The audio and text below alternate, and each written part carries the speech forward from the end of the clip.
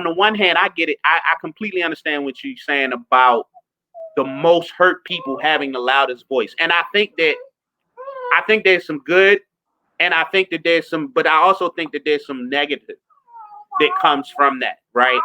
But on the flip side of that coin, I also believe that these conversations are conversations that are happening, and by and large, taking everything into account, these are conversations that need to happen. And I feel like conversations that could potentially put us over, a particular hurdle and be the better for it, as how we treat each other, how we, because the people who are having these conversations are a lot of times, when it comes to art, or this particular art, movies and television, are also Black writers and Black producers and aspiring Black writers and Black producers who are taking these things into account when they create content for us. Yeah, but the conversation has to happen. It's just the solution that I have a problem with. Because at the end of the day, when we are embarrassed by something, especially when it represents us, or we are angry at something, our first instinct is to cut it off. Right. And that can't be our resolve, because many people don't care that Bill Cosby allegedly raped those women. I don't think that's what our concern was. We're still angry at the fact that he was telling us to pull our pants up and to be better parents. I think we were still angry at that. And at the end of the day, it's our issue that most of us don't know how to take patriarchal leadership in terms of Black men.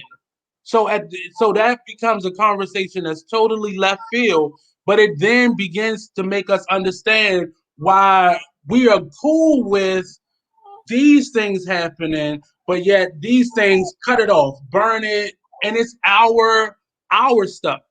Look at Tyler Perry. Tyler Perry is a prime example of everything that can go wrong when you don't listen to anybody outside of yourself. But he has made money off of that. So we excuse it on this side, but yet we don't take it seriously on this side because it's really not that good. And I think most of us, like I said, the conversation has to be had, but it really is it's heartbreaking to just watch all of our stuff be just buried alive. And there's no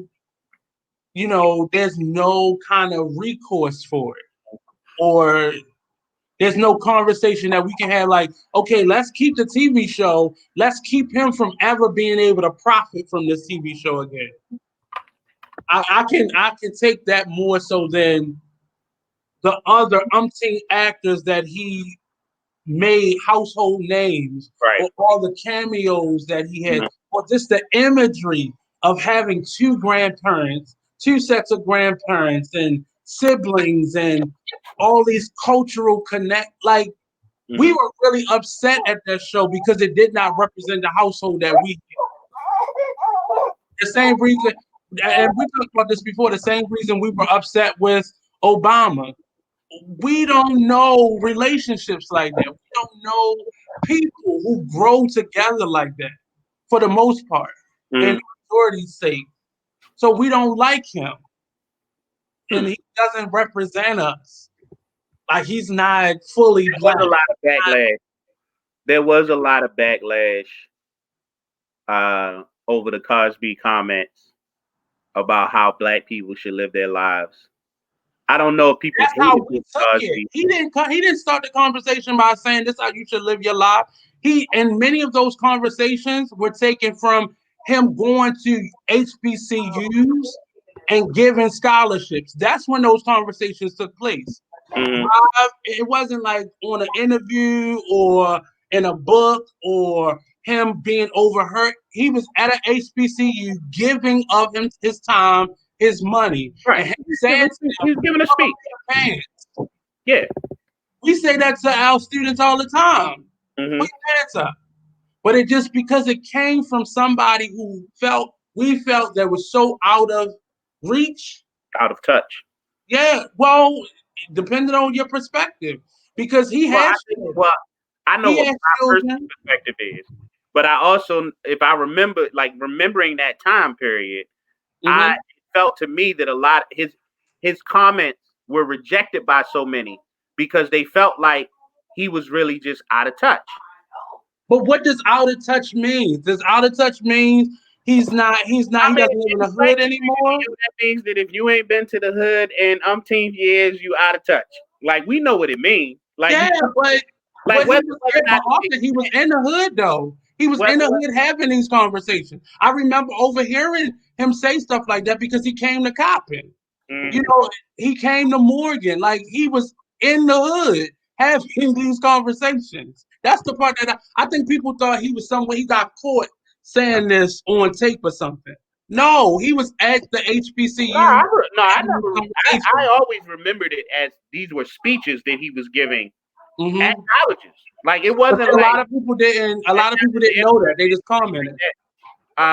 Now how other people viewed it, I'm not sure, but I Right. remember people kind of dismissing it because you know you are separated from the majority of the black experience at this point, right? You rich, you got your money, you know what I'm saying? Like you're not down here with us, you at the Playboy Mansion with Hugh Hefner, right? So But how it's the same thing. Like it's when not even, when this first happened, I said, if you're gonna burn his legacy, give back his money.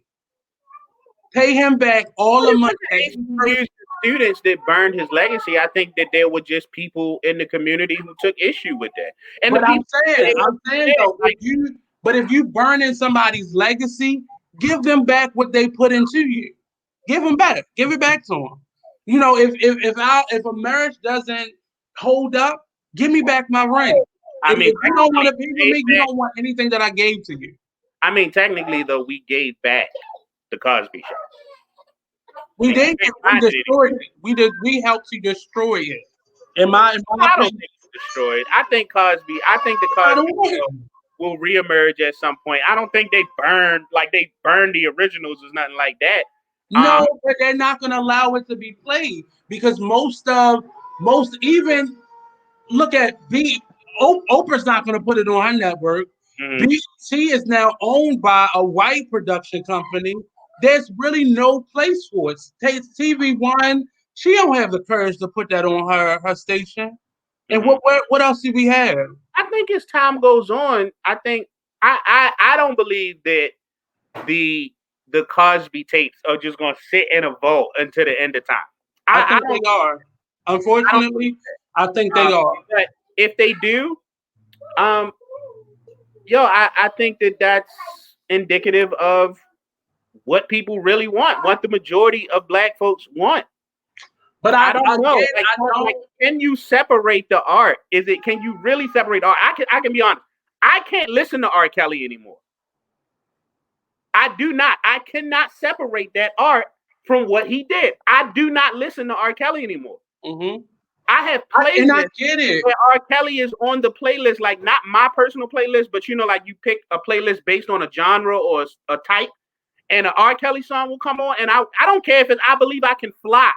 But what about I all the cannot songs listen that to R. he? Kelly But, anymore. but what happens then when all the songs that he wrote also gets put into that pile? Like this is my song. I sung that song. I put the flavor in it. He wrote it. Yes, it was excellent. But are we gonna cancel everything attached to it as Probably well? not. Probably But not, because but, there's very few but we're songs that I saying can. that. Very But few that's songs actually what has outside of happened. art. They for me now. I'm not gonna sit here and act like there aren't some people who have dug that deep into it. For Right. me, I don't recognize an R. Kelly song unless it's an R. Kelly song. So if, Mm, if it's I don't. Like I yeah. know that some people might know, but like if I hear something that was sung by Justin Timberlake or Neo, and it just so happened to be written by R. Kelly, like Mhm. that to me, I haven't dug deep enough into the issue. But when I hear R. Kelly's voice, I gotta move on. And I And get that. I do really I put in a do get lot of that. thought about it, and I cannot separate. But see, that's you logically thinking right now. There are a lot of um ill-intentioned individuals out there who are not. And that my problem is it's not being fueled by us, but we are feeding into it. Because most of these, like Why do R. you Kelly, feel like? R. Kelly, Okay, oh go yeah, ahead. Go no, go ahead. ahead. No, I was Not going to ask that, you a question because go ahead. I want you to expand on that. Like, why do you feel like how we feel collectively about R. Kelly, or the ones of us who are Mm, like, I don't want nothing to do with R. Kelly? Why do you feel like it's being like that? That's not a thought process I arrived at on my own. That it was influenced by some higher power. Well, there are special situations like a R. Kelly where it's undeniable. We can't necessarily deny it. I always, but specifically these types of situations, I'm really leery about how I speak on it. And I've said that, when I did the interview with you, I said what I've said because I've been in a courtroom once, I've been in a principal office once where I had two separate uncles being accused of something that they did not do.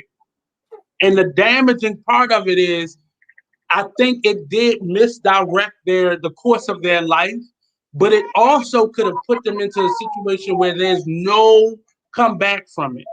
And Mm-hmm. I look at it, what if both of us work in the school system, knock on wood, what if a student says either one of us did something? We are two black men. Who do you think they're going to believe first? The way the system is set up is we are guilty, and the onus is on us to prove that we didn't do something or say something. Okay. And for me, we could lose our livelihood. You have children. You could technically be restricted from your own children if Mm-hmm. something like that was to happen. Not asking for it to happen. Universe, you Nah, hear me saying it loud. But I'm saying I'm just in a space right now, like somebody like a R. Kelly, somebody like a Bill Cosby, But I'm looking at the end result of a person,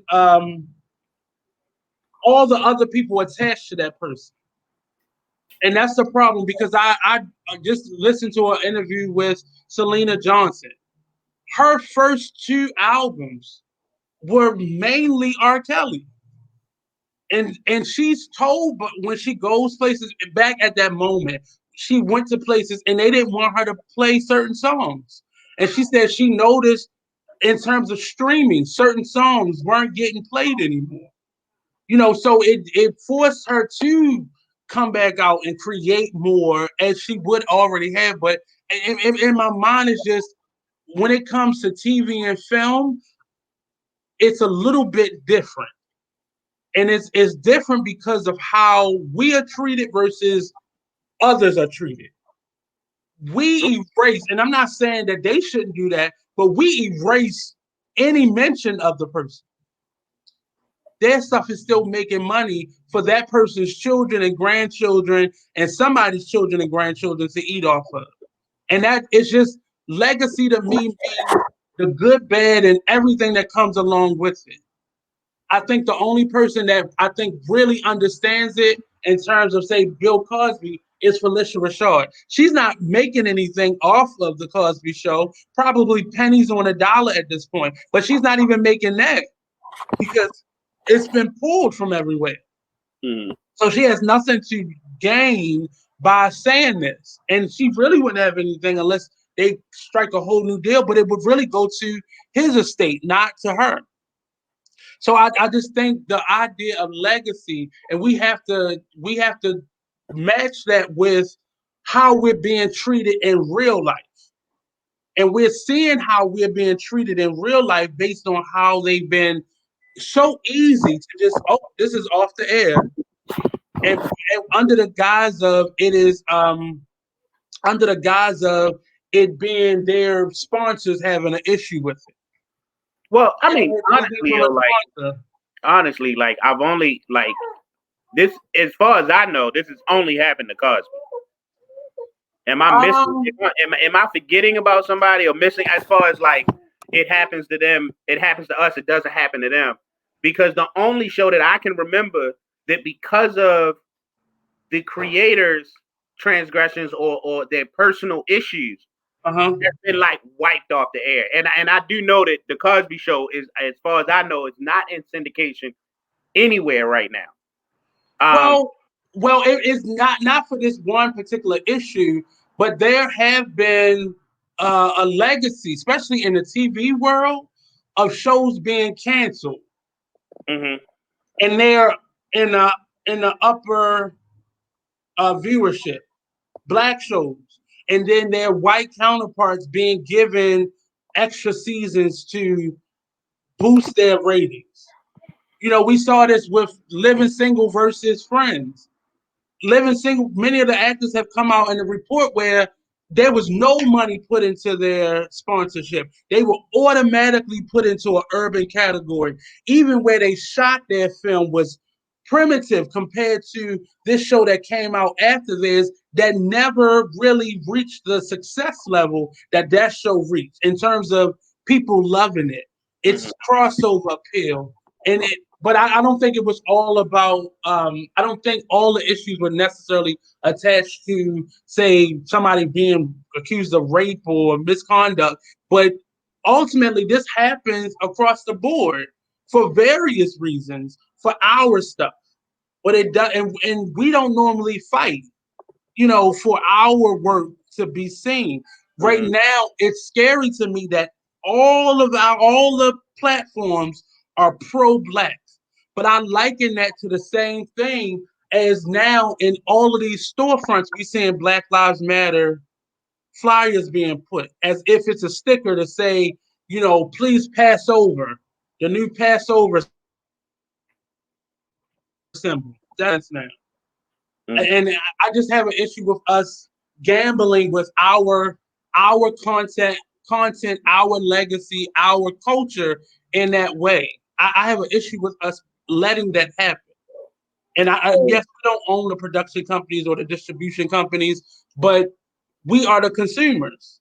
They keep trying to trick us into believing we don't pay for anything hmm when it's our culture being sold constantly. So, like we are seeing in the music industry now, Mm-hmm. um, so removing the whole Black Lives Matter movement from it, I am absolutely not surprised by more shows with black leads, more Mm-hmm. shows really starting to truly depict black culture. Right. Um, I'm not surprised by it because as someone who's an aspiring actor and keeping my eye on what was going on as far as black art in that medium, I've always known that Hollywood, the movie industry, was going to be a longer egg to crack, not a tougher egg to crack, but it was going to take a little longer. And the reason why is because I've always been aware of the fact that unlike like when you look at production costs for music versus production costs for film, there is a large gap in that production cost. So watching, I believe that not to and not the not the You not mean budget? You mean the budget in general, not just the cost of it? I'm talking about the cost because a budget is what you get from someone to cover the cost. The cost is what it costs. And I Mm-hmm. in the music industry right now, right? There's a large schism between artists, black artists who are asking for a budget and black artists who are covering their costs to produce their own stuff. We've never seen more people in charge, independent artists in charge of their own everything, all the way up to and now in the music industry it's starting to get the big push. I think right now is distribution, right? No, Finding their no. own To be honest, that's not a new thing. It's just being promoted as this new independent way of doing things. Because even if you look back at the Aretha Franklin's and Dinah Washington's, they were independent before they were signed. Most of them had managers that were bookie agents and pimps who was fueling their, and however they got it. And it just I don't think that's such a necessarily a new thing. I think the issue is the talk about budget. it like it's The, new. I'm not talking about it like it's new. There's always been Yeah, exceptions to the rule, always. But what I'm saying is, what used to be the exception is now slowly starting to become the rule, because right? we're recognizing that we're going to be in charge. Seeing musical artists turn down label deals in favor of doing everything themselves. Okay, Because they realize I'm movie business already, and was even if always you're doing. fronting me the money, but they realize that even if you're fronting me the money, I still have to pay this back. So I think a lot of them have realized, well, if I just find the money myself, I still Right. got to pay all for all the things that, because independent don't mean that you don't have a relationship with these companies. It just means now I'm a partner and I'm not I'm not employee. right. I'm not signed to you. We have a business relationship, which is what Right. dictates your independence. I believe Mhm. that we're about to start seeing that in the movie industry. It was always going to be a longer egg to crack because it was the cost of a movie production or a TV show production. It just drastically outshines what it takes to do that musically. And it was going to take longer for us to come Well, up those ranks. but And now, I think with, especially when we deal with film, when it comes to black films, the budgets are already microscopic. And we have seen time and time again how a budget of this can be turned into this. And I think that happens a lot. And that's the discrepancy between our black art and our other art. The money is invested hand over fist with other things. But when it came to our stuff, it was like, okay, I'll give you this 20 million to do that's my this. whole thing, yo. And Like it's the really money, going to cost you. the money in all of these industries still almost, and it's still almost entirely focused in the white patriarchic system. Mm-hmm. And as we begin to come up in that system, people are going to start breaking away from it to the point that there's going to come a time where an Oprah or a Shonda Rhimes or someone in that vein is going to want to produce something and is not going to have to go look at a white person and say, "Can you give me the money for this?" Well, I think the And problem is, that but happens. we have been taught. Well, if you did anything production side in film, TV, television, theater, you are even music. You're taught don't spend your own money because there's a risk in that if this doesn't work, we're out. But I'm not. Where That's not so what I'm if saying. you I didn't say not. I didn't say they were spending their own money. What I'm saying is that there comes a time where they're not going to have to look at the white controlled studios for their budget needs. well, I don't think, but and see, I'm saying this because they never had to. We have examples of people not having to do that before. It was just that we have an issue as black people who feel that white money spends much better than black money. We have a problem with that. Spike Lee, most of his films were made by the top celebrities at the time when he was making the films. So that's a clear example of how we don't have to look outside of our own communities to make things happen. But we have an issue with thinking that white money spends better than black money. And or the quality of this person's money is better than this quality of this person's money. That's our problem. That's not an industry. That's our problem. We still So see that you on a local level. so you think that the money that we and okay, if you're looking at the film industry, the money that we would need to produce what many would consider like high quality, high spectacle work already exists, and black people are just like, nah, I ain't spending my money there. Not yes, I'm a yes Black to the people first who can question, spend their but it's money, not just right? I'm not going to spend my money there. I don't want your money. Your money ain't long enough for me because there's and that's why I said the quality of your finances. Because we question everything when it looks like us, yet we blindly sign contracts with other people, other races of That's people. something like yo, like is that something that you think is happening on that level? Like I could see Yes, that on yeah, the and like trying I'm to get saying into it the to game you. level and all that stuff. So But right now, if you were putting on a play, and you had two different sponsors to sponsor your work.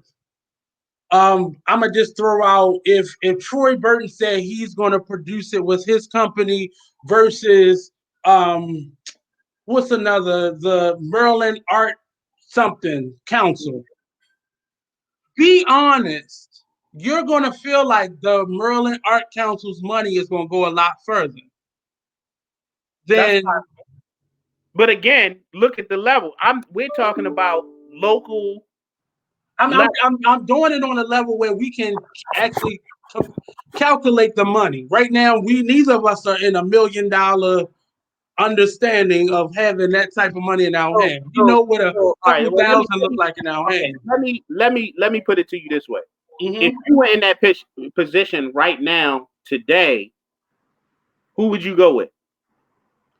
Right now, with what I know, I Hmm. would go with Troy Burton. Okay, I would also go with Troy Burton. You But and many I, people wouldn't though. You and I just no, know but stuff. you and I have the benefit of having worked in this business, Hmm. and having been able to see, and then we Hmm. have the benefit of actually taking in that information and Right. utilizing it to make ourselves wiser and whatnot. A Right. lot of the people that I feel like would choose the opposite are going to be younger, less experienced, and really don't know no better. Like at And this that's the point, bulk. That's the bulk I of this think industry, though. I'm at a point in my life where I'm always going to bet on black. That's just the Okay. way I'm wired at this point. It's not a And I lot of think people that like comes you from right age. now, I sir. think a lot of that comes from age, Hmm. experience, and then education. Because I think there are like 18, 19, and 20-year-olds who get that, right? They're very Hmm. far in between, but because of how they were raised or who they were raised by, they automatically are raised up with that understanding. And then some Hmm. of us, because of broken homes, because of a lack of knowledge about our history, right? We come Right. up and most of us don't even recognize it as an important issue because we just think, hey, I need to do this. This is how I'm going to get it done. And whether it's coming from the black person or white person, it don't matter. It's not until you are either raised up to think like that immediately, or you get old enough to start seeing how these things have a greater impact, do they start to even really become important to you. So my Yeah. thing is, like there are people who are trying to get their foot in, who are trying to break in, and I think yes, those people largely, or people who, and then there's this section of people that just don't care because they exist too, right? Like they are fully knowledgeable about everything that is going on in regards to the racial differences and how things are handled in business, and they just don't care. They don't that's not something that they lose sleep about at night or put any thought into. But I think Hmm. the majority of people, it's like they are either too young to know or too inexperienced to know. But then there are people like us, and there are people who have ascended, up that ladder further, who absolutely know. And I think Yeah. that those options become, and the thing is, I also think there was a lack of options, right? I remember reading about what Spike had to go through to get Malcolm X made, right? And there wasn't a whole lot of options outside of the big studio systems, right? Like Oprah had pockets deep enough that she could do it, right? I'm pretty sure that there were other black celebrities and whatnot who probably gave what they could, or didn't, or wanted to give and just didn't feel like they could afford to make that investment, right? But his So, limitation was based off of his circle of friends and people he knew. It right. doesn't mean they were the only people in Black Hollywood at that time or Black money at that time. But Hmm. again, it was limited to who he knew. I think right now where we're at, there are bigger pools of people because we can do a Yeah, crowdfunder. We can yeah, do yeah. And a lot these of those things didn't campaigns. exist in the Spike Lee era, and that's what I'm saying. I'm Right. saying that despite how things have always been, like I need people to, like, it's important to me for the people, like I feel like if you don't have no hope, like then you really succumb yourself to like living an existence where you always feel like you can't do no better. And I Well, need and, people like but to that's gonna take us. That's gonna take us, and that's why I want a platform like this to exist to give people those types of options and kind of expose them to what's out there, but also giving them those options because we are still limited in terms of what we've been able to do, what we naturally know, and what we've done. And I think because of that, we have a certain perspective. Like for me, I have hope beyond measure. Like that's why I can do something without really worrying about how it's going to end because I just have that belief system. But Hmm. there are a lot of individuals right now who will sell themselves short Yes. for the short run and not understand that is a whole race that they still have beyond that. Hmm. And I think that's the part that I am focusing on because that's the part that I want to fix. That's the Right. It part is that I worth want focusing to on like because there are because a the lot of more people people that right you can now. steer away from that type of thinking, the Yeah, better off the collective will be. So I yeah, totally get that. But yeah. I also think it's important that you keep some truths in mind, right? Like things ain't perfect. But as far as the movie industry goes, there's no better time to be a black actor, right? Or a black performer. There's no better We time have to be to. a We have black to. child right now. Looking at some of Right. the great examples that we're seeing, like we're seeing absolute black excellence in television and film right now. Like whether you agree, like you like the story, or maybe you don't care for this actor versus this actor, or this actress versus that actress. The Right. truth of the matter is that we are seeing some a real shift that I think people are missing. Like we're starting. But the question is it a shift or a pivot, or is it the pendulum system? No, I think it's a shift, yo. Like it didn't just happen overnight. Like if you've been paying attention, like you don't watch, like you said about how you don't watch a lot of TV, you don't watch a lot of movies. I do. Mhm. This is not something that happened, and this didn't happen, pre George. I mean, post George Floyd. This didn't Yeah. happen because of the Black Lives Matter movement. This has been happening, right? No, Shonda but when Rhimes. the reason I say it that way is it a pivot or a shift or is it the pendulum syndrome? It And ain't I no say that pendulum system. Like this been going on for a while, and like you can't take that back. Like you can't no, take. I don't. I'm not trying to deny it. I'm Mhm. just the reality that's in my mind is that we have to take control of that. Meaning Right. that narrative that means a pendulum has to go back to another Hmm. space, go back to the other side at some point. But we saw this throughout our history, where remember at one point we were filled like I think Angela Bassett made her career off of biopics. Cicely Tyson made her career off of these biopic style movies Hmm. where they were depicting real people or characters. Um, Hmm. and then we went through this shift of black television, UPN, Hmm. the black television network. But at some point, they got their audience swell and then they switched out and they began to switch out the Moeshas for Buffy the Vampire Slayer. They switched out this show for this show.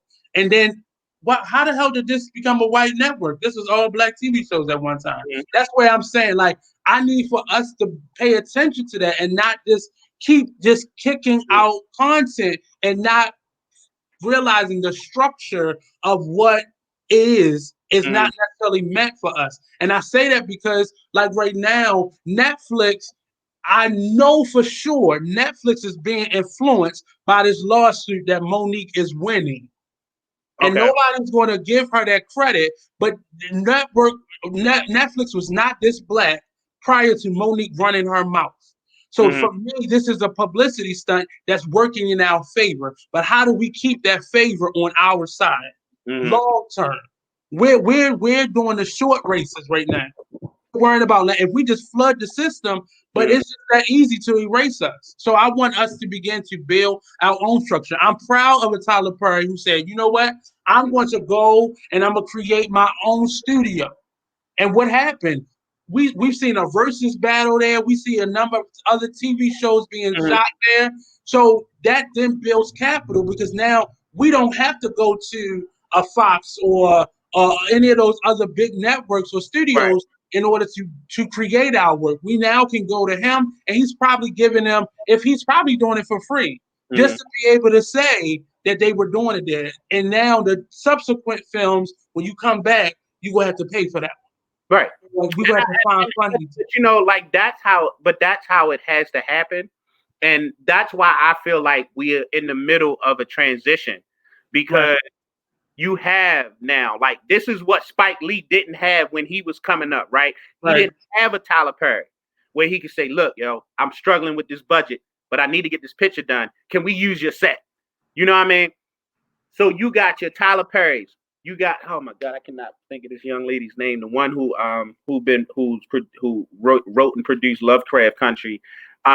But Shonda Rhimes and these But people. I'm gonna say they didn't exist to that caliber in terms of financial or power, but these things have already existed.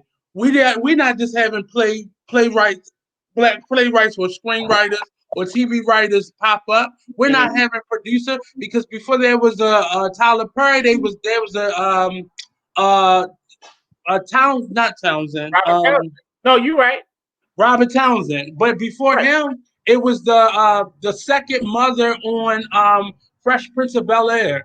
Her husband. They had their own production company. Right.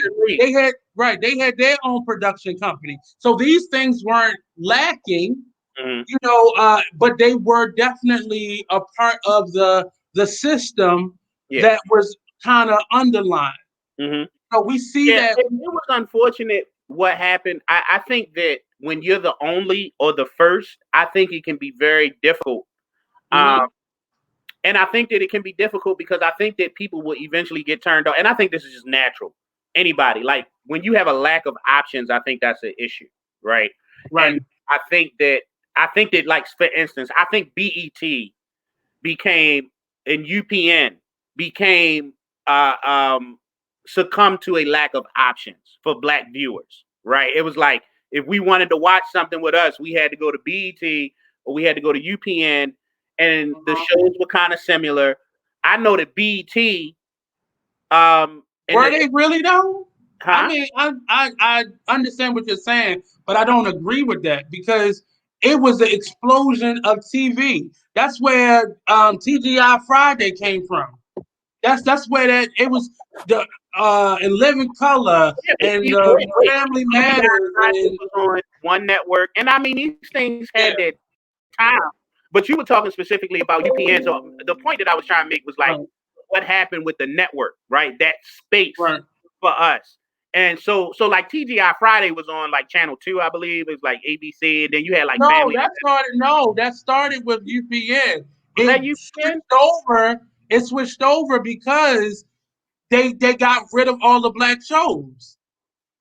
But remember, all those shows were on one station at first. So my whole thing was like, as I understood it, was that the revenue, the viewership wasn't there. I remember going from like, the white viewership wasn't there. They kept claiming, and I'm gonna send you the link to a couple interviews and we can watch that. But it wasn't the Black TV shows that were the problem.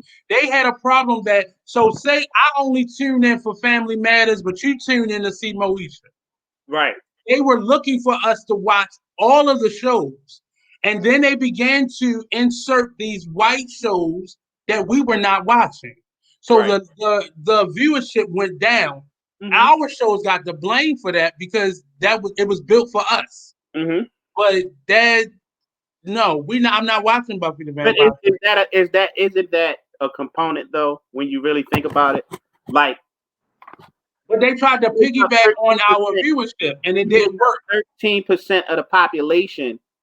If we had a show or a network, we could all watch that show, and that network could still not pull in the dollars that it needs to suffice to continue growing. Right. But that takes me back to what we were initially talking about. That is our investment in us is the problem, because we invest in other stations, but we invest in other products. We do. We do. Okay, but what I'm saying, They say it just like the NFL and NBA. They claim that the NFL, because it's white leadership, that's why they don't really take too much issues on Black Lives Matter. But if it wasn't for us tuning in beyond the controversy, they wouldn't have an NFL to be able to put anywhere right now. They wouldn't.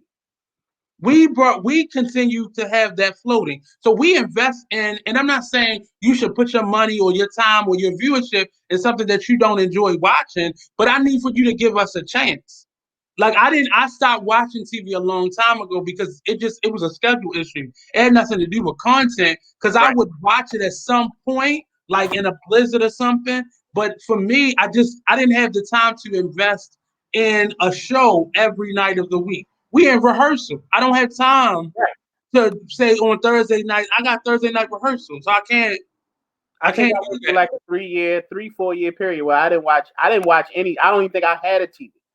Like I made Right. a conscious decision to not even have one because I realized it was a distraction from other things that I wanted to do. And you Uh, just don't have the time for it. But I think we have to then figure out a way. And I think streaming has allowed us and afforded us the opportunity to then binge watch right. shows or watch it on our own Or watch time. it on your own time. That's really Right. what the big catch is. It's like I don't have to be here at this time to catch it. I can watch it when I want. Right. And I think that changes things. But I think that when it comes to our stuff, I think that if we're going to cater to just our people, we have to be willing to, like if I'm going to start, if Tyler Perry Studios is going to continuously cater to his black audience, right? He has to be okay with not being like this multi-conglomerate that is the WB, right? Because Yeah. even if all 13 million of us supported Tyler Perry, like we can't compete with like the 54 million people that watch whatever Fox puts on, right? But see, I And think I I think don't he understood that. I think he realized in him opening up that studio, he did not have the viewership to sustain it. So there have been other movies. The latest Will Smith and Martin Lawrence movie, part of that was filmed there. The movie with I the don't last I movie don't that think that's right.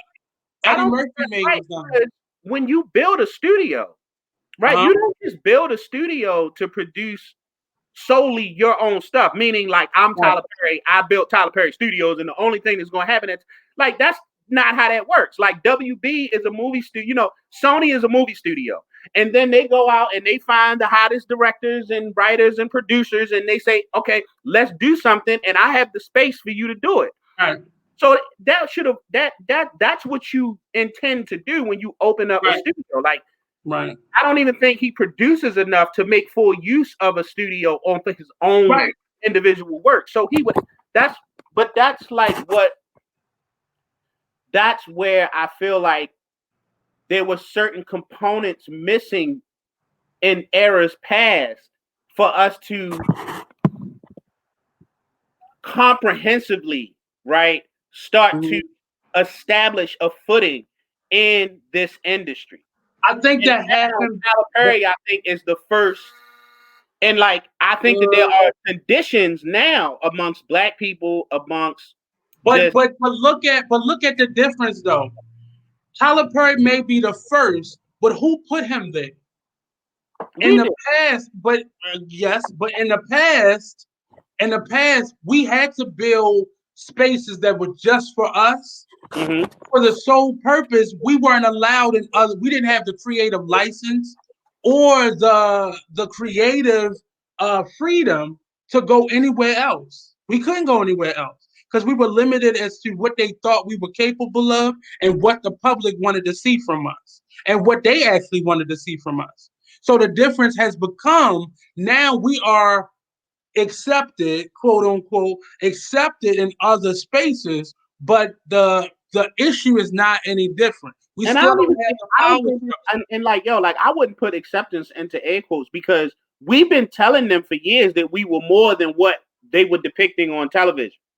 right? We were more than just the Yeah. funny this, or we were more than just comedy.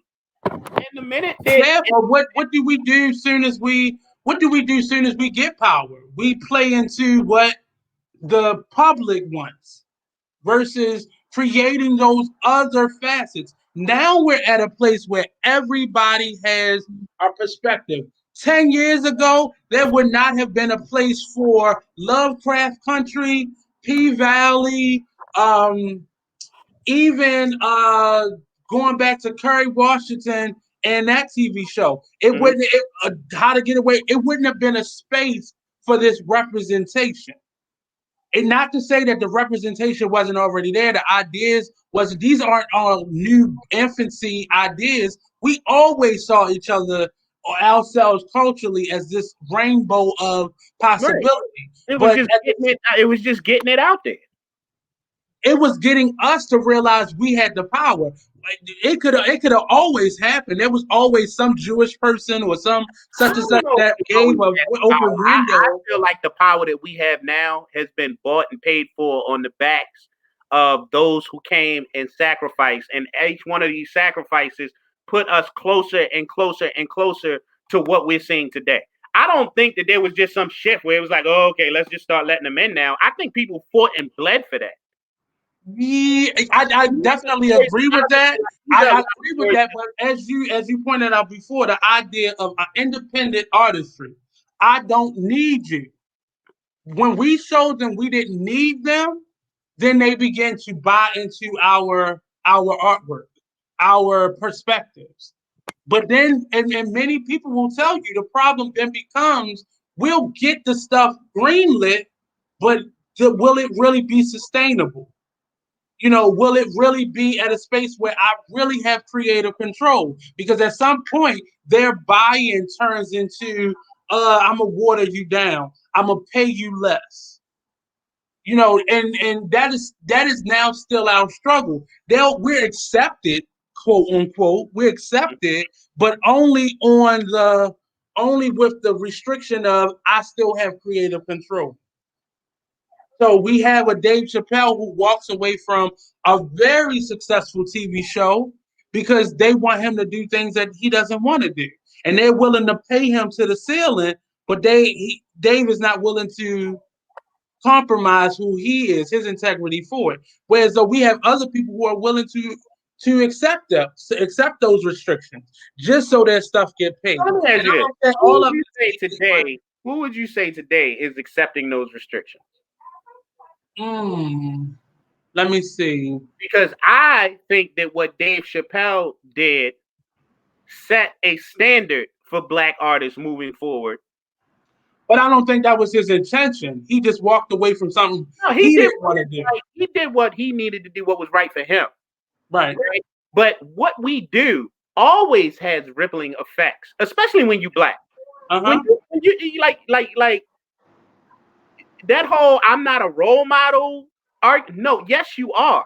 There are people who are watching. So whether you intended to do this to make a statement to black people or to the networks and the industry, it Right. don't matter. You walked away from $50 million. That's a huge deal. And for the people who were paying attention to why you walked away from $50 million, if you don't think that that was an inspiring move to other people who were coming up hoping to be the next Dave Chappelle or be the next big person, black person in the movie and TV realm, Right. you know what I'm saying? Like that a move like that gives people confidence whether you want it to or not. But It's like the I flip can't. side of that are the spaces where people are selling themselves short. We see that in this whole industry of reality TV because That's a that whole. that That's a whole whole. idea, yeah, but that whole industry came because we don't have to pay writers, we don't have to pay the talent because they're not unionized, Right. and they found another way to kind of push out. Whereas though now we're okay, now we will go straight ahead and put more content out there, which is working because it's really starting to make us not like reality show when we were Everything was a reality show. Even the stuff that wasn't, that was masked as a reality show, we put it out there. But at the same time, we realized they didn't have any power.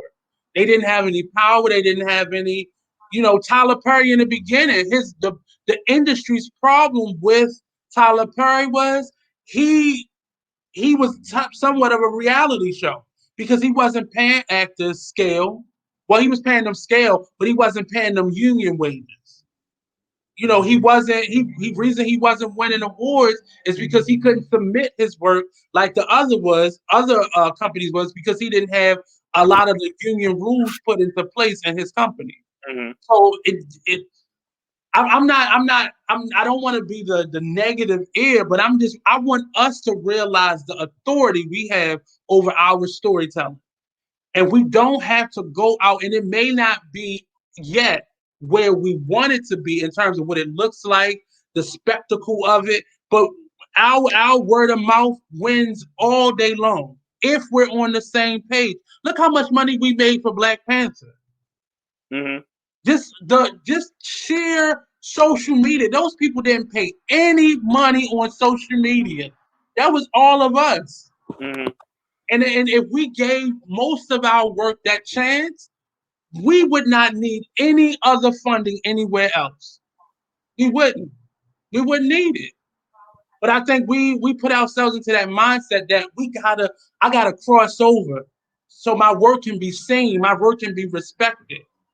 I can't wait till we get, well, this shit gonna be horrible when it comes to the award season because a lot of stuff just didn't come out, and I don't even know how they're gonna do the award season coming up. But uh, Yeah, it's gonna be a hell of an event for SAG though. I mean, the Emmys. they're probably gonna have, it's probably gonna be all Netflix stuff. That's the crazy part. Netflix Netflix, and Hulu, Amazon, Amazon Prime. right? Because I know a lot of films that put their work on a streaming network Mm-hmm. instead of going into the theaters. But again, even the award structure, we put a lot of weight on awards that haven't always included us. Because in our mindset, if I get to that point, oh, I'd have made it. I made it. You don't even have to question it. I made it. Mm-hmm. But the work that got you there, the chilling circuit, the touring circuit, that in our mind, that just gave us buzz. But getting that award or getting on this network or being seen by this audience, I've made it. And that's the part that I want to shine some light on in terms of the work that we choose, the films and TV shows and documentaries that we choose, because a lot of it, even for me, is stuff that I haven't heard of Mm-hmm. until a pandemic hit. I didn't have a reason to search YouTube or Amazon or Netflix for our work. You know, it was only room for one Moonlight. It was only room for one Precious. And it just seemed like, well, one Black Panther. And we get in there and then everything else falls, beneath that. But I think we have a lot of work out there that really stands the test. We have TV shows that you like, man, this TV show, I think people looking back at Moesha, it wasn't just some teen bop, some pop culture, brain getting her TV show. I was actually. It was funny. I was watching an episode of Moesha, and I was really I was taken aback by the subject matter. Man, And considering that we were and they watching haven't like updated it. It's the same thing we watched 12, here. 13, and like and what we were talking about earlier, like people wasn't coming out and saying that Girlfriends was a bad show, or Moesha was a bad show, or The Parkers was a bad show. They were just pointing out some of the things that didn't occur to them before because everybody is older. And you looking back Right. on it, you've matured, you have a new way of thinking. But nobody was saying like, I'm not gonna watch this show, like this is a horrible show or anything like that. At least not But why from do you think we're doing that now, though?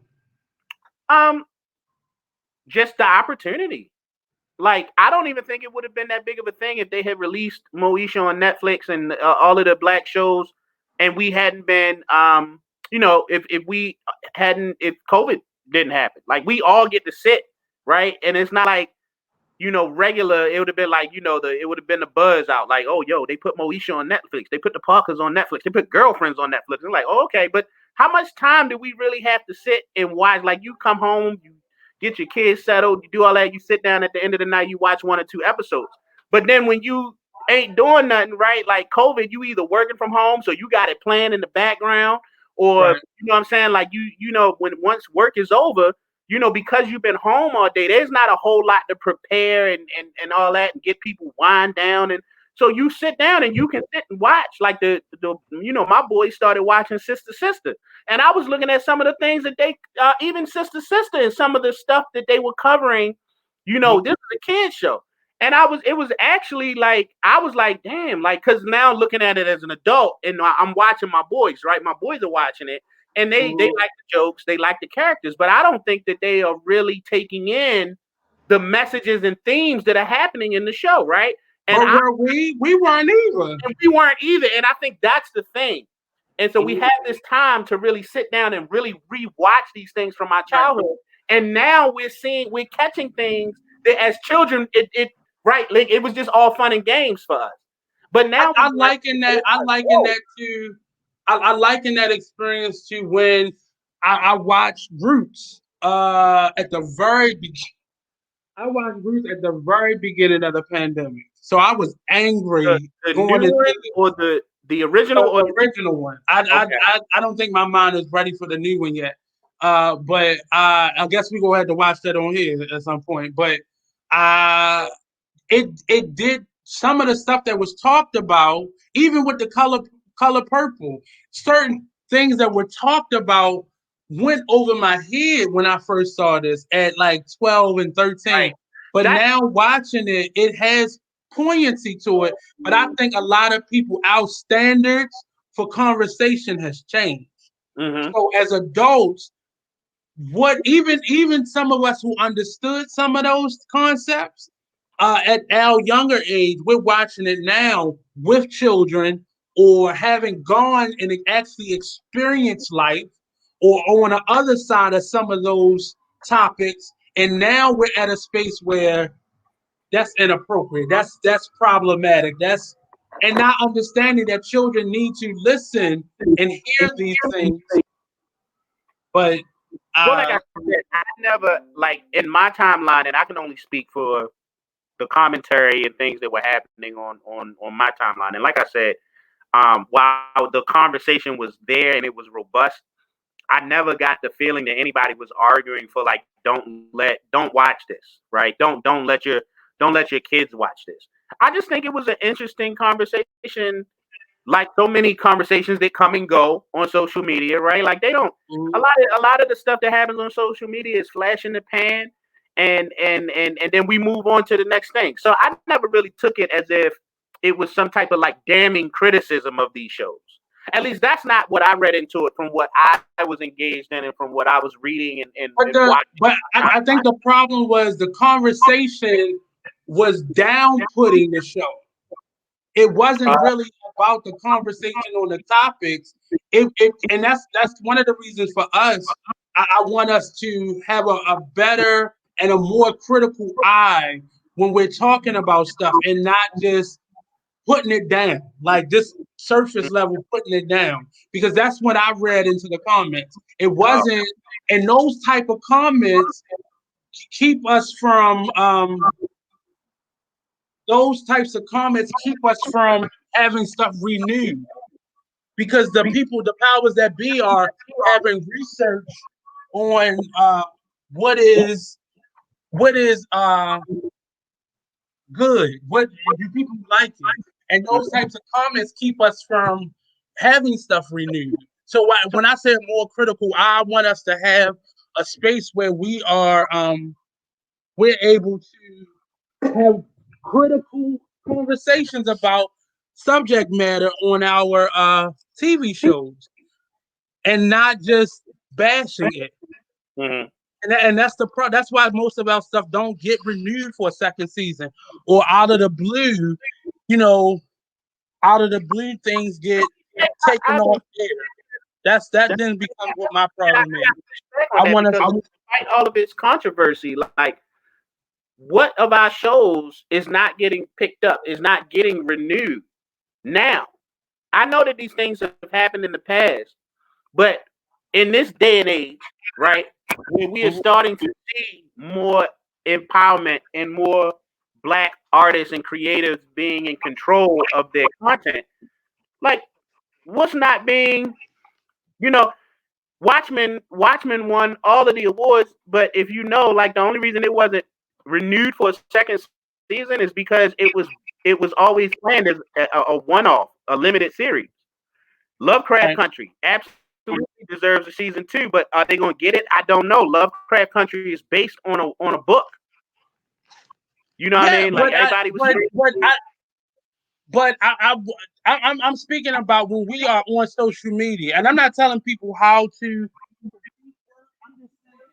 For us, we have to always be mindful of how our work is seen and how we discuss it. And it's not, I don't want us to critique how we talk, but I want us to be aware that our work has to be we have to talk about it with a more critical eye versus whether we like something or not, or something is problematic. But why is it problematic? Have the actual conversation, because that shows the people that are still paying for these shows to go on. Mhm. It's showing them that it's value in these conversations.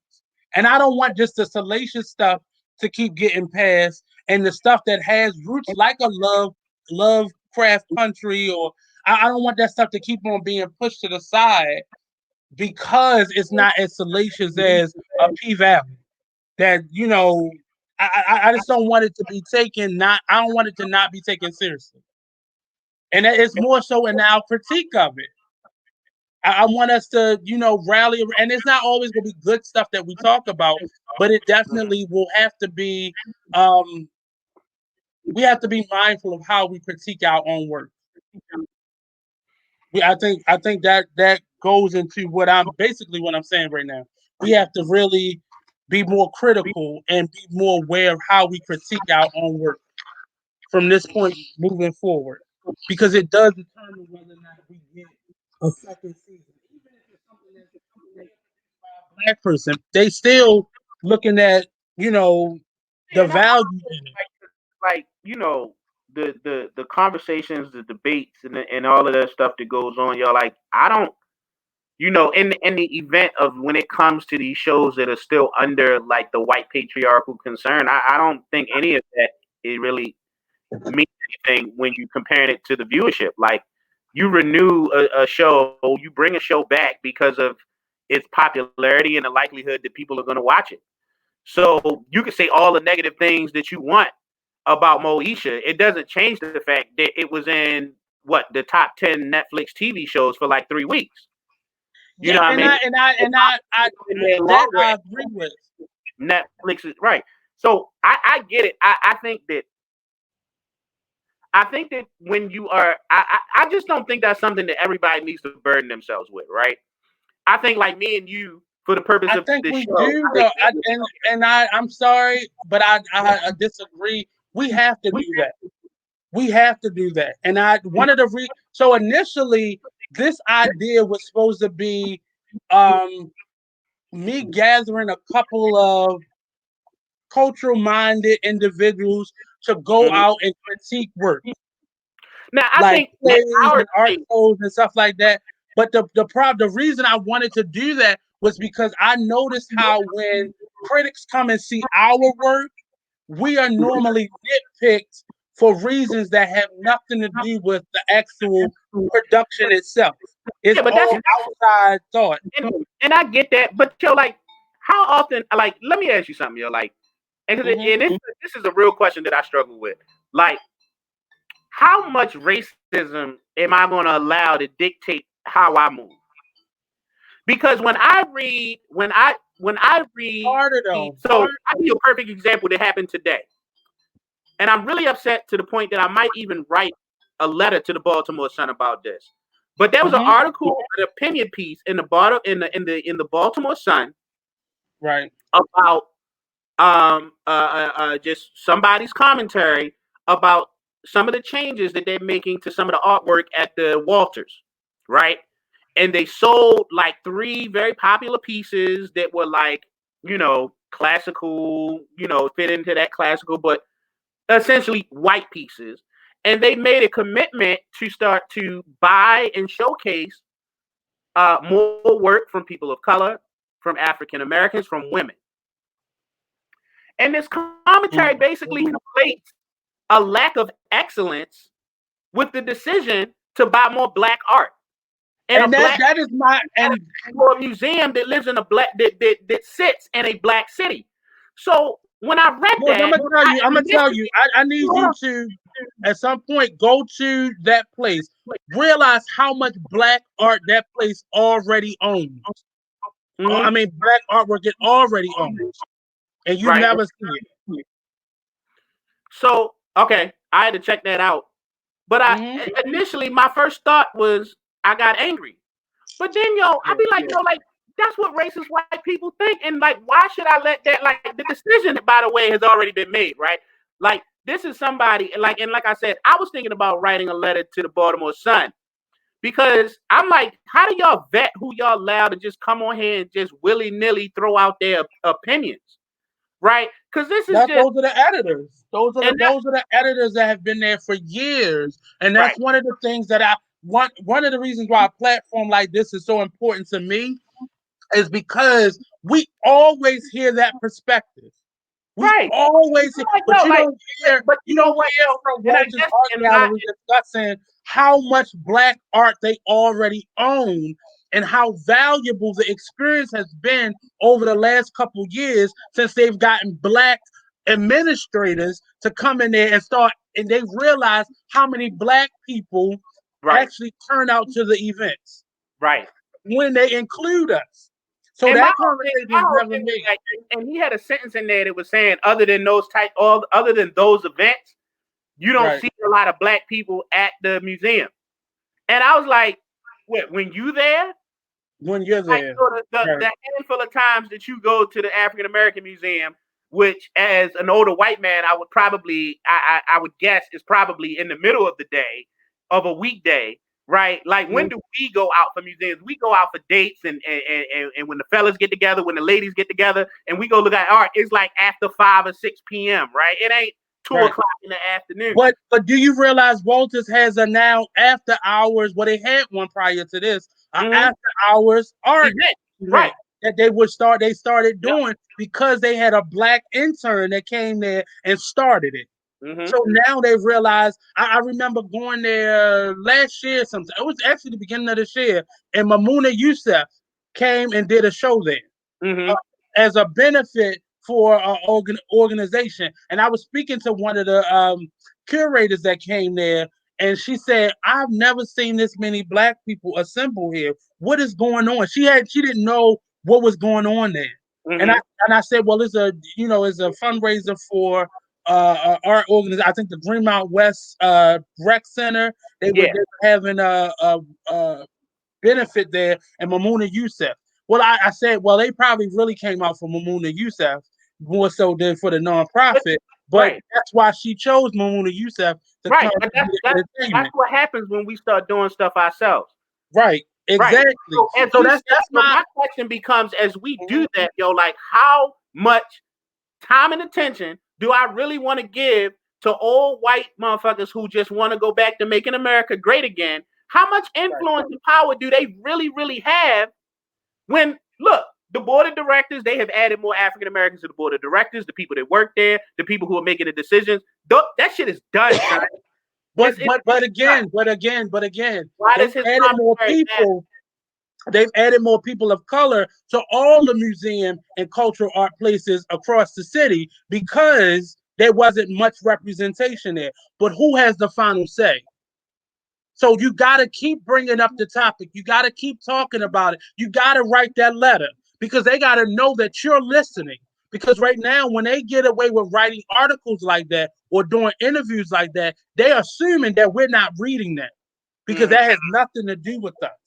When we add our work to certain cultural calendars, and somehow it doesn't get put up. We got to write a letter because they thought we're not paying attention and we're just throwing our net out there and hope that it catches somewhere. But you got to write that letter because it's not giving authority or power or attention to racist people. What it's doing is making them aware and putting them on alert that we are listening.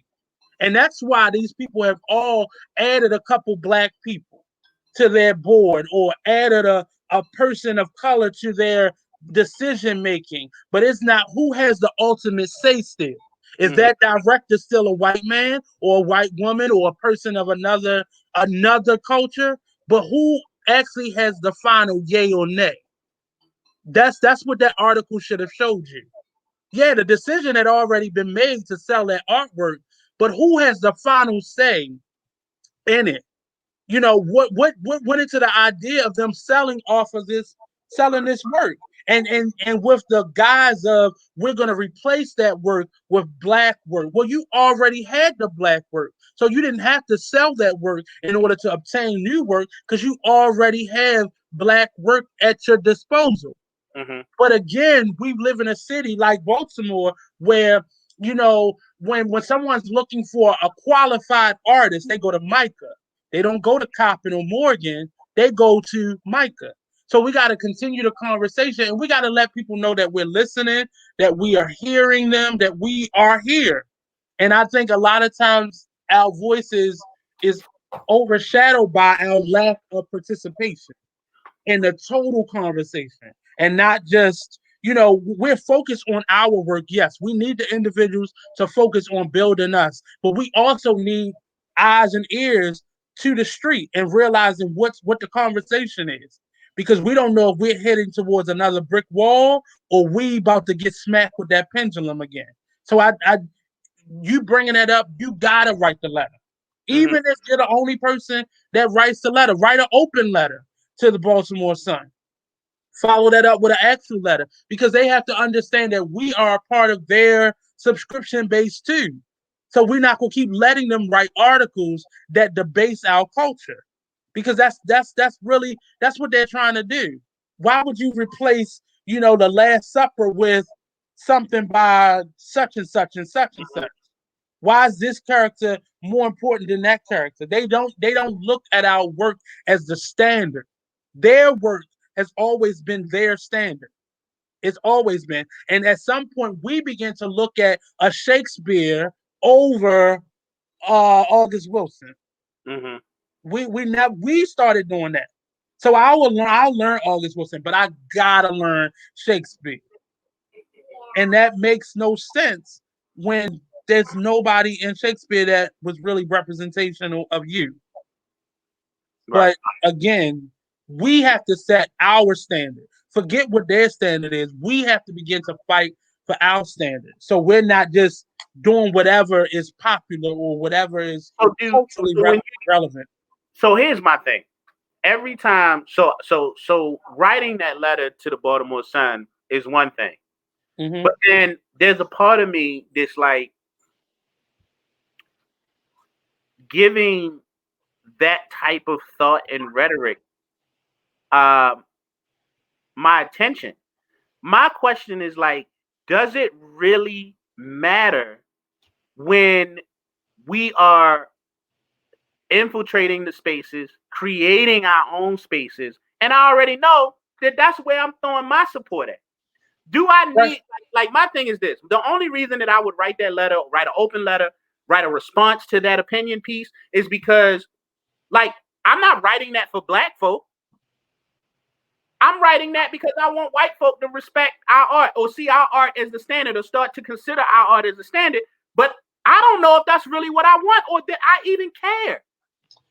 And that's where right, I'm always conflicted because the truth is yeah. it's not like I don't see the importance or the benefit in writing the letter. But me personally, it's like if the Walters gonna start putting more black art into the Walters, then I'm going to the Walters more, and I'm taking my kids with me, and I'm gonna tell my friends about it. But And just you know know, all of it you is not there, then know it white, all is a marketing ploy. huh? Hiring hiring more black people is a mark. I'm telling you, We live in a city right now, and this is happening in a lot of cities, but specifically in the city that we live in, Baltimore, it is happening because they've been slapped on their wrist.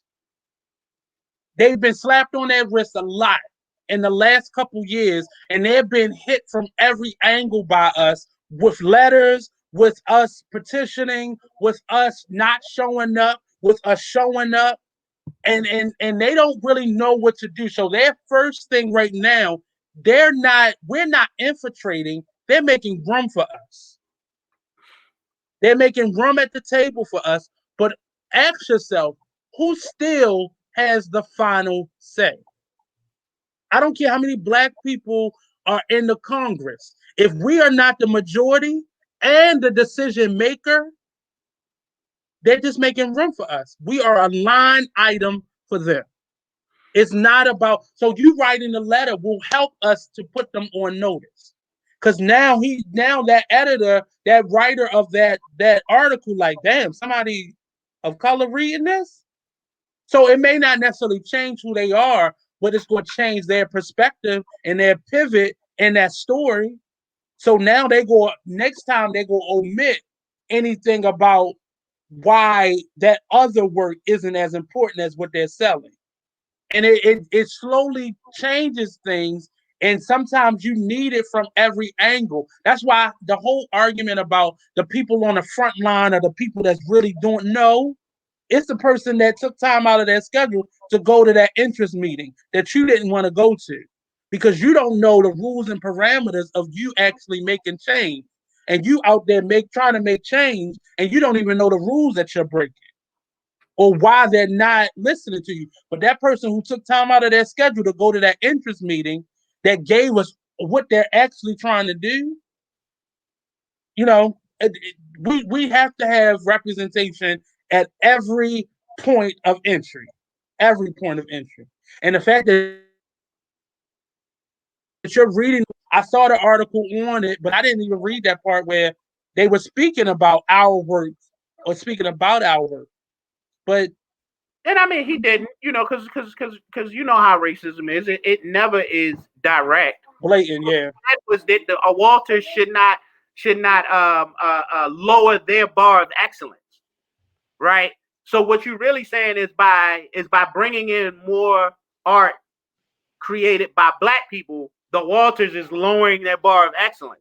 But understand why you didn't know that the Walters owns big catalogs of black artwork already. Why didn't you know that? Why wasn't that the last time I was at the Walters? I think it was for a field trip. Right. And it was I think it was a room where they had a black exhibition, but it becomes very right. It becomes okay, that was their tester. Will black people come and see this? Mm-hmm. Okay, yeah, so we got them to do that. The young lady introduced the after dark or nighttime art thing. Right. So are they gonna come out and see this? Because at first, when they first started that, we wasn't coming out to it.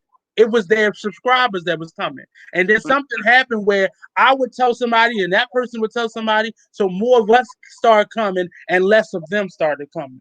You said our word of mouth was unmatched. It is.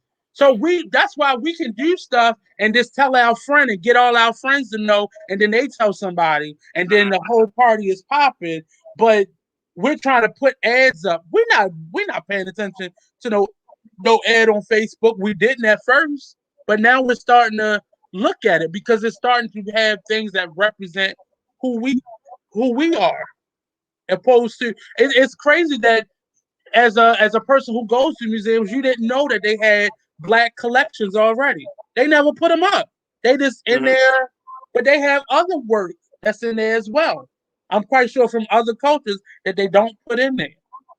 So the BSO has black work, but they have that one room on Africa, and that's it. That's all they show us.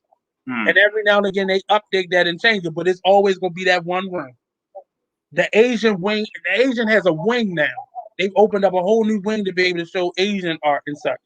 But again, I'm telling you, look into it. They have collections already, and I'm not a conspiracy theory, but they are only showing it because black people are now coming and supporting their events. That's why they're Mm-hmm. doing it. They don't love us anymore. They don't. Yeah, well, no, I don't ever think that's the case. You know what I mean? But I do know that money talks. Uh-huh. Um, and I know that like it gets to a point where even if you don't want them black people in your space, you want them black dollars. Um, so it sounds to me like does it concern you? And I guess you've said this already. It Mm-hmm. seems like concern for you is that at any point things can swing the other way, right? Where we don't I'm not have. looking for. I got that quote from Bruce Bader Gingrich, and when she talks about justice. So right now, Trump is here, but that pendulum got to swing back at some point. I am tired of being under the pendulum system. I want us to have our work in place. And even if something's good Mhm. or bad, we have a checks and balance system to getting things handled. I'm tired of the pendulum swinging back, but we're the only ones affected by it. I'm Mhm. I'm I'm really tired of that. I'm tired of that ideal that we're going through that. Because we have in TV alone, we have so many examples of how our work has stood the test of time. You can put Living Single on the air right now, and it stands the test of time. Yes. You could put a Girlfriends on or a Martin on, and it stands the test of time. And I'm not saying their work doesn't, but our work is often relegated to why is our work just being put on Netflix? Because they didn't think they would make any money watching. They didn't think they would make any money watching it, but they waited until we were in a situation where we had to watch TV, where we had to watch Netflix. Like, oh, let's give them some more. We don't really have we're not willing to pay a lot of people for all this new content, but let's balance it out with something that's already written.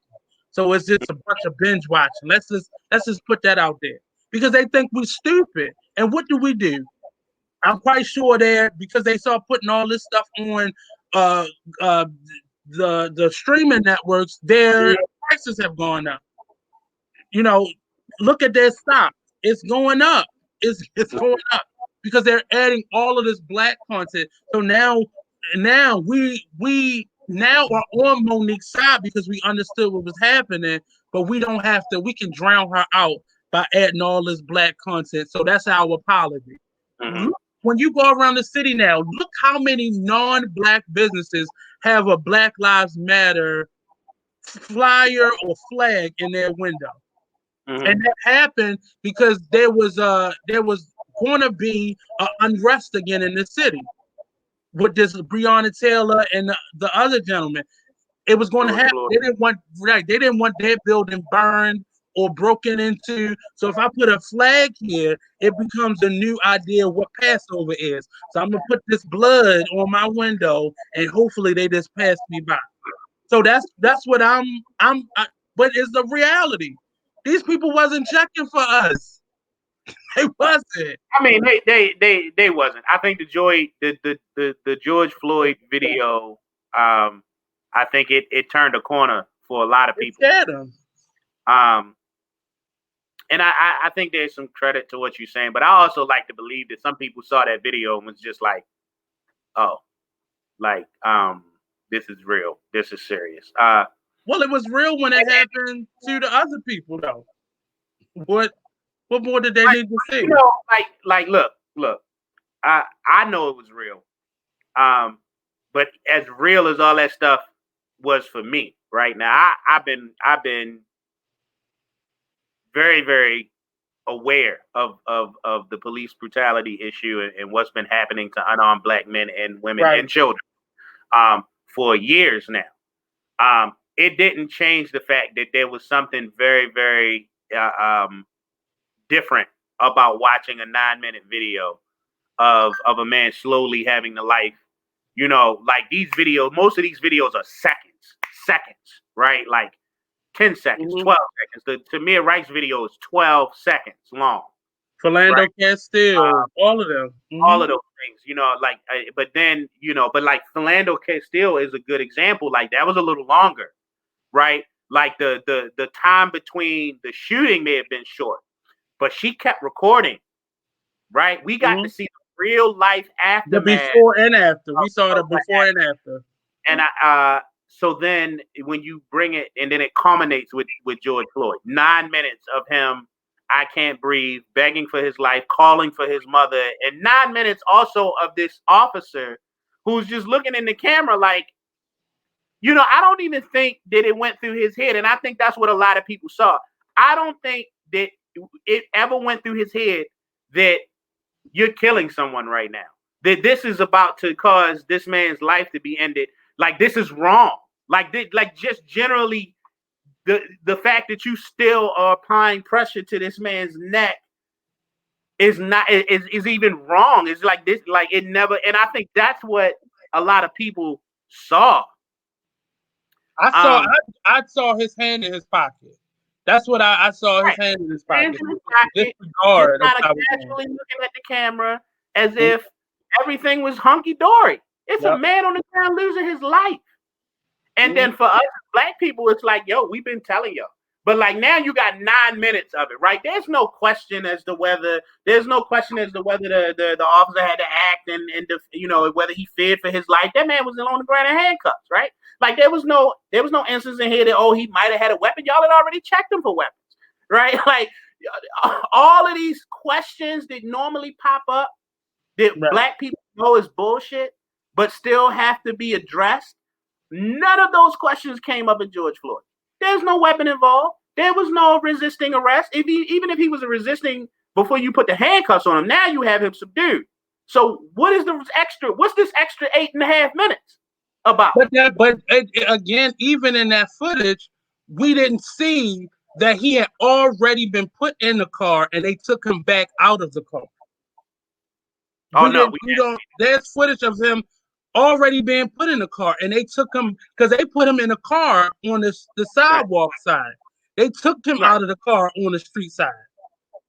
So this man. There's a lot of things that I think.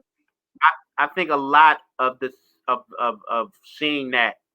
I think, like I'm pretty sure a lot of white people were affected by that. I don't believe so. Especially the ones who just walking around with this general, like, white people really walk around with this like feeling that the police are there to protect them and they're all good guys. Like, like we talk about marketing and stuff like that. Like, who has had a better marketing campaign over the decades than the police, right? Like they've had TV shows, they've had infomercials, they've had commercials, they've had movies where we are sit in theaters and sit at home on the couch rooting for this cop. And sometimes we all, and at least the grade school level, we thought that too. Because remember, we had Officer Friendly. And Neil, you got to understand that, like, for us, that was that first big push.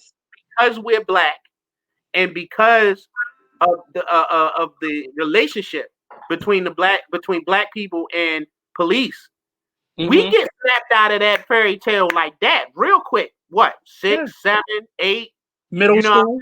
Because we seeing it happening to our older brothers, our older sisters, the older people in our neighborhood, and then what, around 12, 13, it starts happening to us. Like, and I'm talking about just the simple fact of like not being able to walk somewhere in the neighborhood and like a cop car pulls up when you 12 years old, flashing a light on you, talking about where you going, right? We get snapped out of that officer friendly mindset real quick. White people don't, yo. White people be 37, 38 years old, mad about a speeding ticket. And that's when they find out that officers can be heavy-handed. Right. You know what I'm saying? Like, they don't. There's a part of me that's just like, yo, like, I don't know if I would believe it if I was a white man at 36 years old who never had that type of experience with a police officer. I think it would. I don't think it's unreasonable sometimes when white people take that position, like, something must have happened. They really no. You cannot live this long or have this much time pass in history and not know it. And that's where we will definitely differ, because there's no reason that you don't know, even if you have not personally experienced it. Because in that case, you thought all of us was liars for all these years. That's how they think we be lying.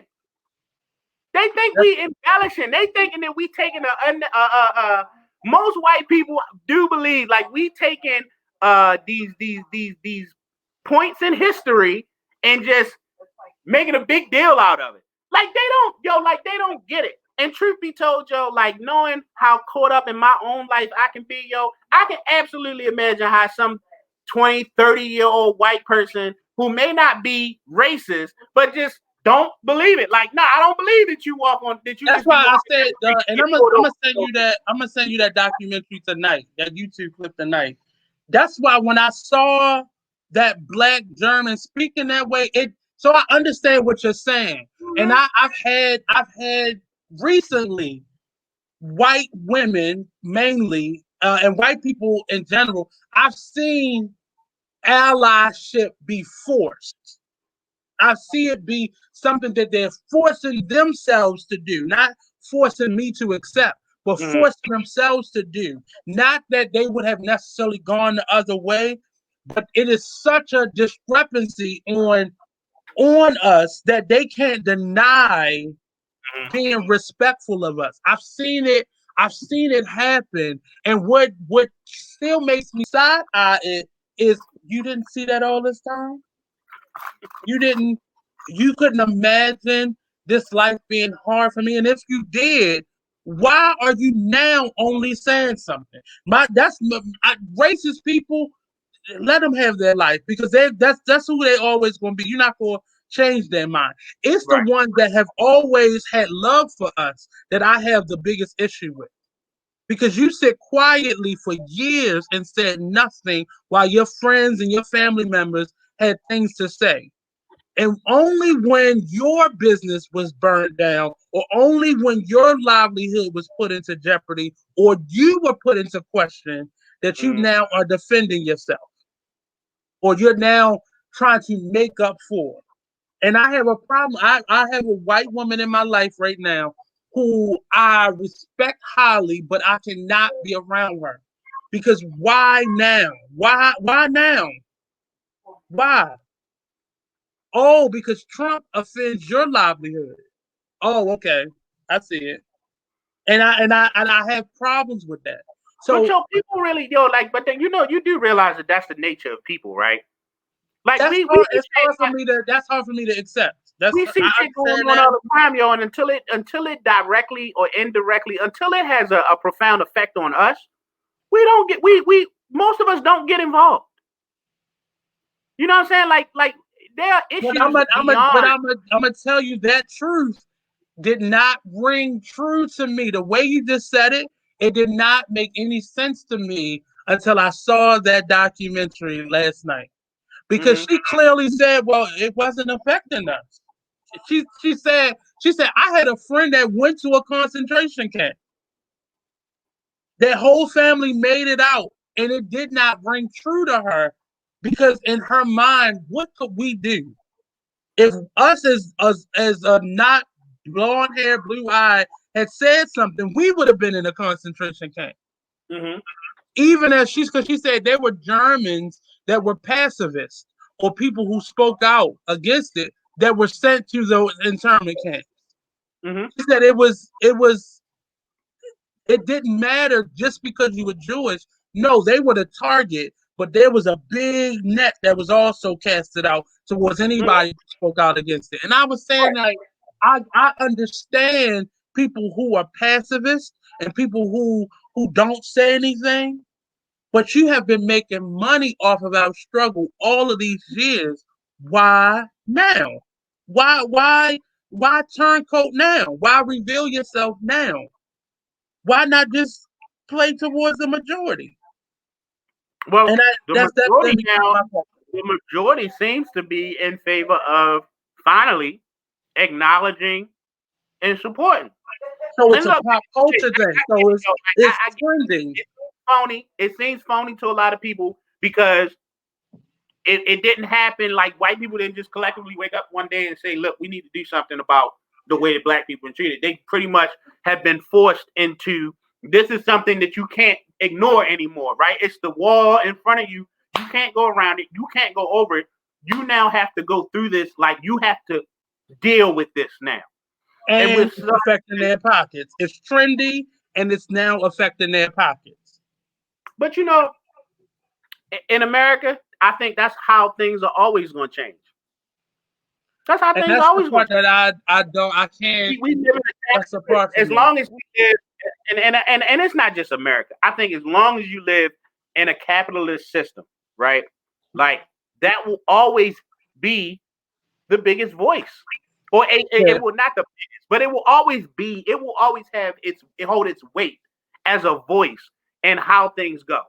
And trust and believe we're on the same side of the conversation. Used to know that. Our people Yeah. used to know that. And I hate sometimes how our history is taught. Of course, we all hate how our history is taught. Because one of the things that I've been trying to explain to like my kids and like even in the schools when it comes up, the Montgomery bus boycott, we got such the watered down vanilla version talking about how Black people just pulled together and they carpooled and they walked. It was still one of us that got on the bus. Said, like, this is what they never told me in 4th grade. We damn near broke the Montgomery bus boycott. I mean, the Montgomery bus company. We damn near stopped it.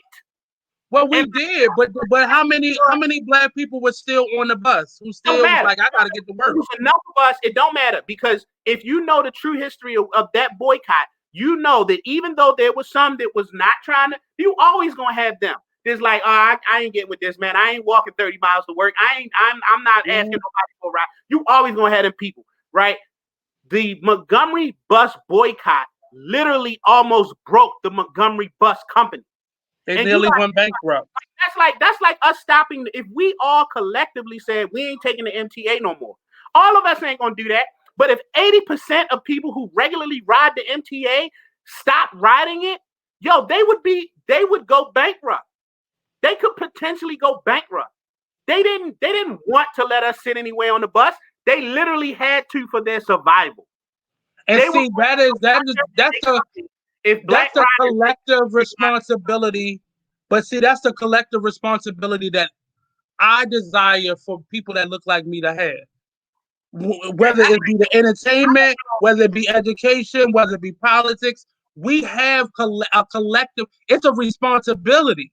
And I don't know our collective responsibility to get those things. By and large, our people used to know that. And in today, like I had an argument like when I forget a couple years ago, Pepsi did something that pissed everybody off. One of the Kardashian sisters did the reach out, gave the Pepsi to the officer. Yeah, right. And I got into a whole argument talking about like it wasn't gonna make no difference if we stopped drinking Pepsi. I was like, yo, are you serious? Like, do you not know? I don't understand. Like, the thing is, we have way more Black we have way more Black capital today than as far as our spending, right? We may not have a lot as far as ownership and things like that, but as far as what we spend, the Black dollar has so much power. But again, George, like I understand the perspective and looking today, but the idea of a catalog, Mama East Bay, or the idea of what a catalog was so we did not have to go into these white people department stores. They created a catalog so we could shop from home. We've always had that type of spending power. We always wanted to be better and more than or like them. So our spending power has always been acknowledged. If they didn't want us in their store, they gave us a catalog. Here, take this catalog home, order, we'll send it to you. Don't come in my store. But we still are giving them our money. Like you said, it's a collective responsibility that we have to our own culture, to the things that matter to us. We have that responsibility already on us, culturally, economically, education-wise, child rearing. We have that responsibility to us. But there are individuals, and there's so many of them that feel like it's about me. The we got replaced by me and mine. And it has we see that with even households, within marriages, within relationships between child and parent. It's about me. It has nothing to do with us because I got to get mine. And once we get out of that selfish state, and I've seen it throughout this pandemic because I've seen more people kind of supporting each other more, whether it be a restaurant or t-shirt line or some damn CMOS. We figured out a way to support each other in a round robin type of way. But what happens is it's all of us supporting. But is that support? I want to see what the black restaurants are going to do moving forward for the black communities that kept them floating right now. I want to see what happens to black restaurants moving forward when it comes to their communities.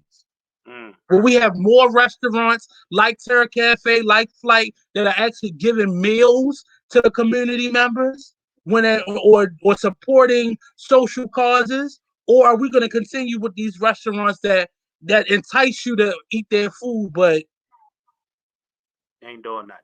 Ain't doing nothing. So, so I'm glad. My purpose for this is me waking the idea that you had in terms of episode 0. I hate when I see podcasts do that because people just want to see what you're talking about. But this is my example of how I want us to attack this new Siskel and Ebert style show. That's my inspiration, but this is how I want the conversations to end up.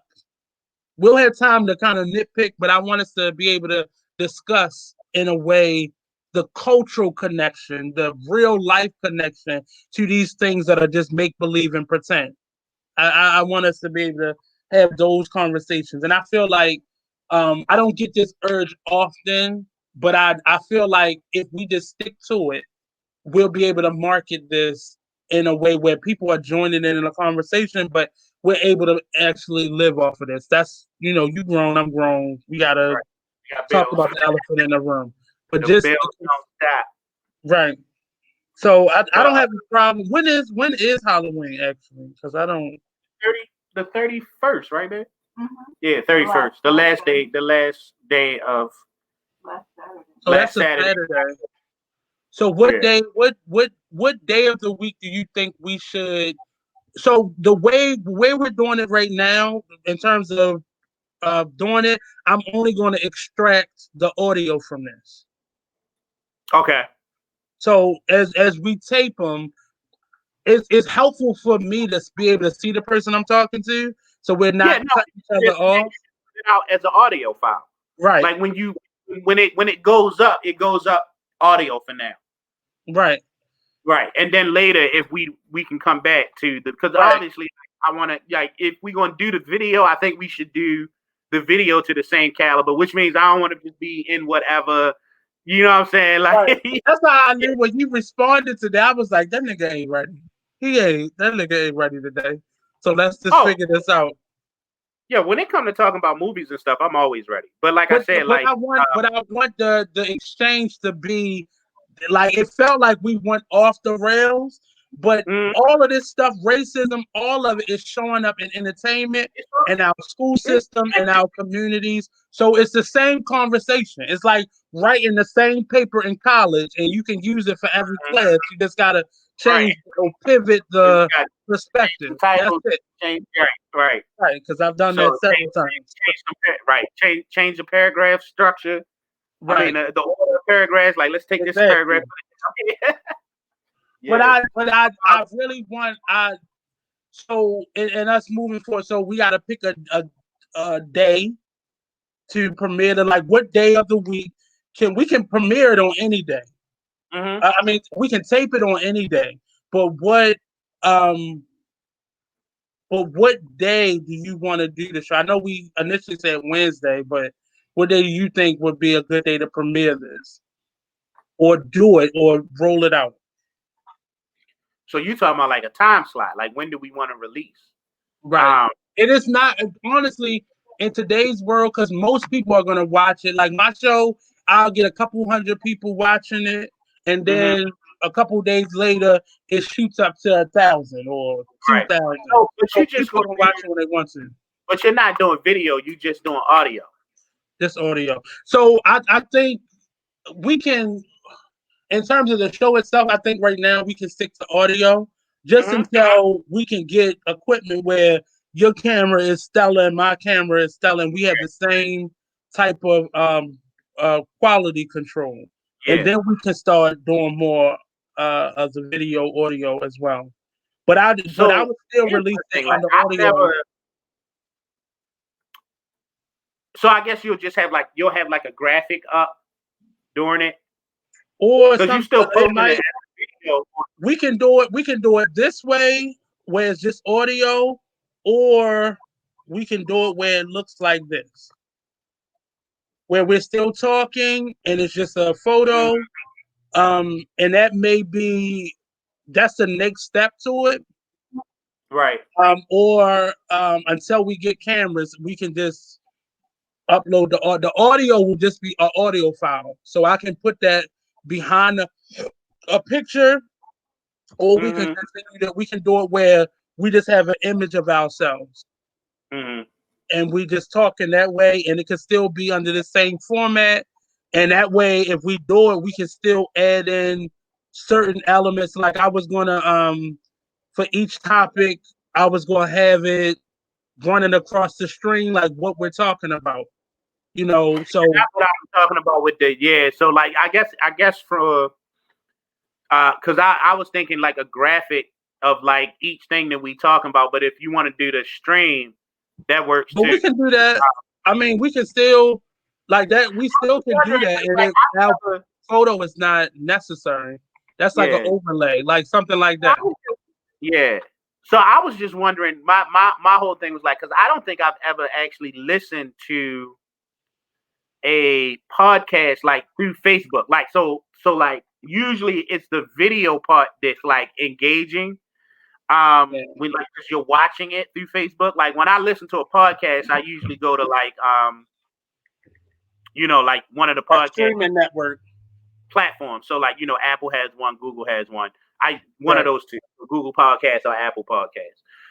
But I'm not watching it, right? Like I play it, I put my earphones in, and then I'm doing whatever I'm doing while I'm listening to it. Well, if you notice, a lot of podcasts are doing both.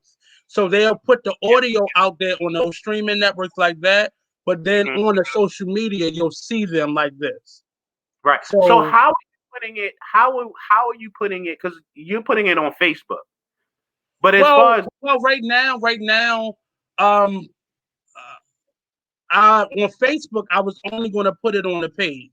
So I have the ability to only launch it on the page. So that's where you'll find it there. But I wanted to do it on YouTube so we can get to a point where there's money coming in from it. Gotcha. But in the meantime, we can keep it interactive by, say, putting up the image of the movie we're speaking about. Right. And you still hear us talking.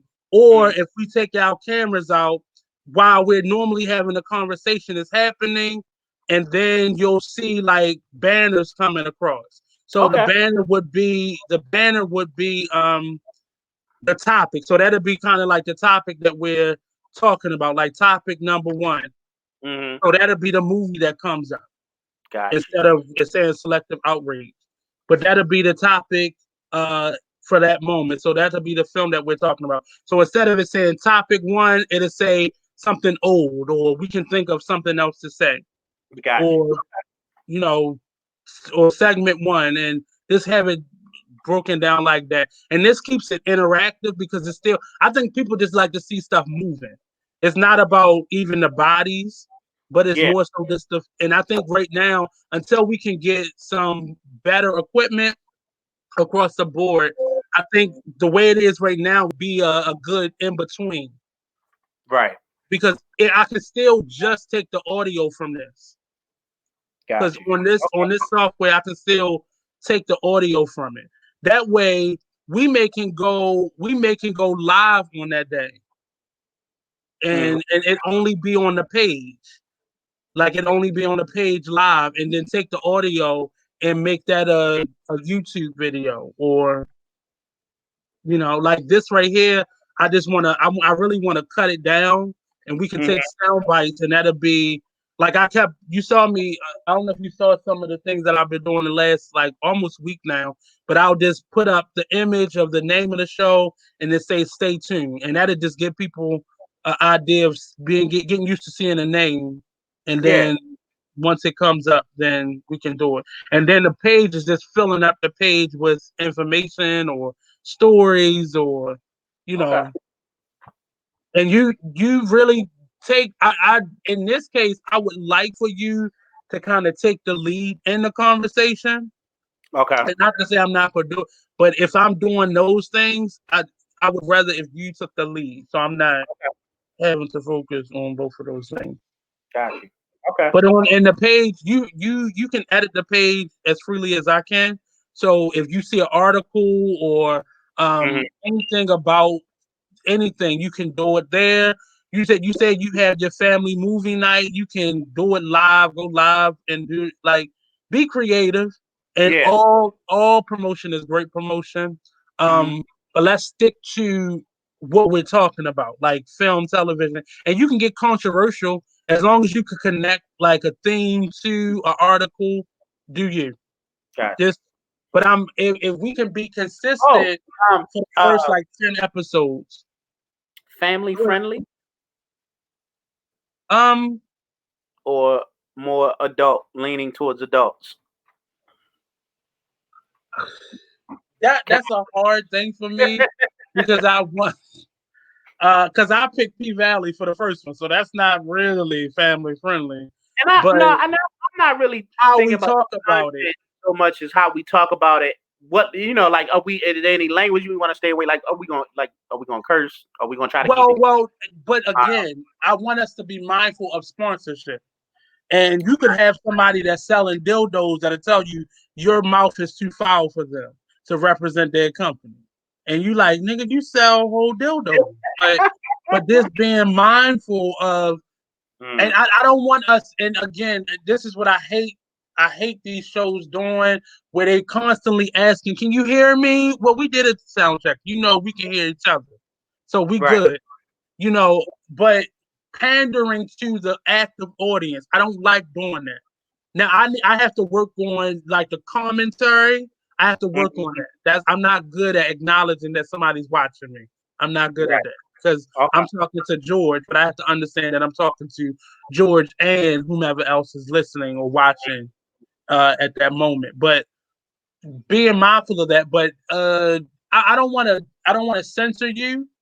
But if it comes up, I don't want this gratuitous language. Just I'm going for it.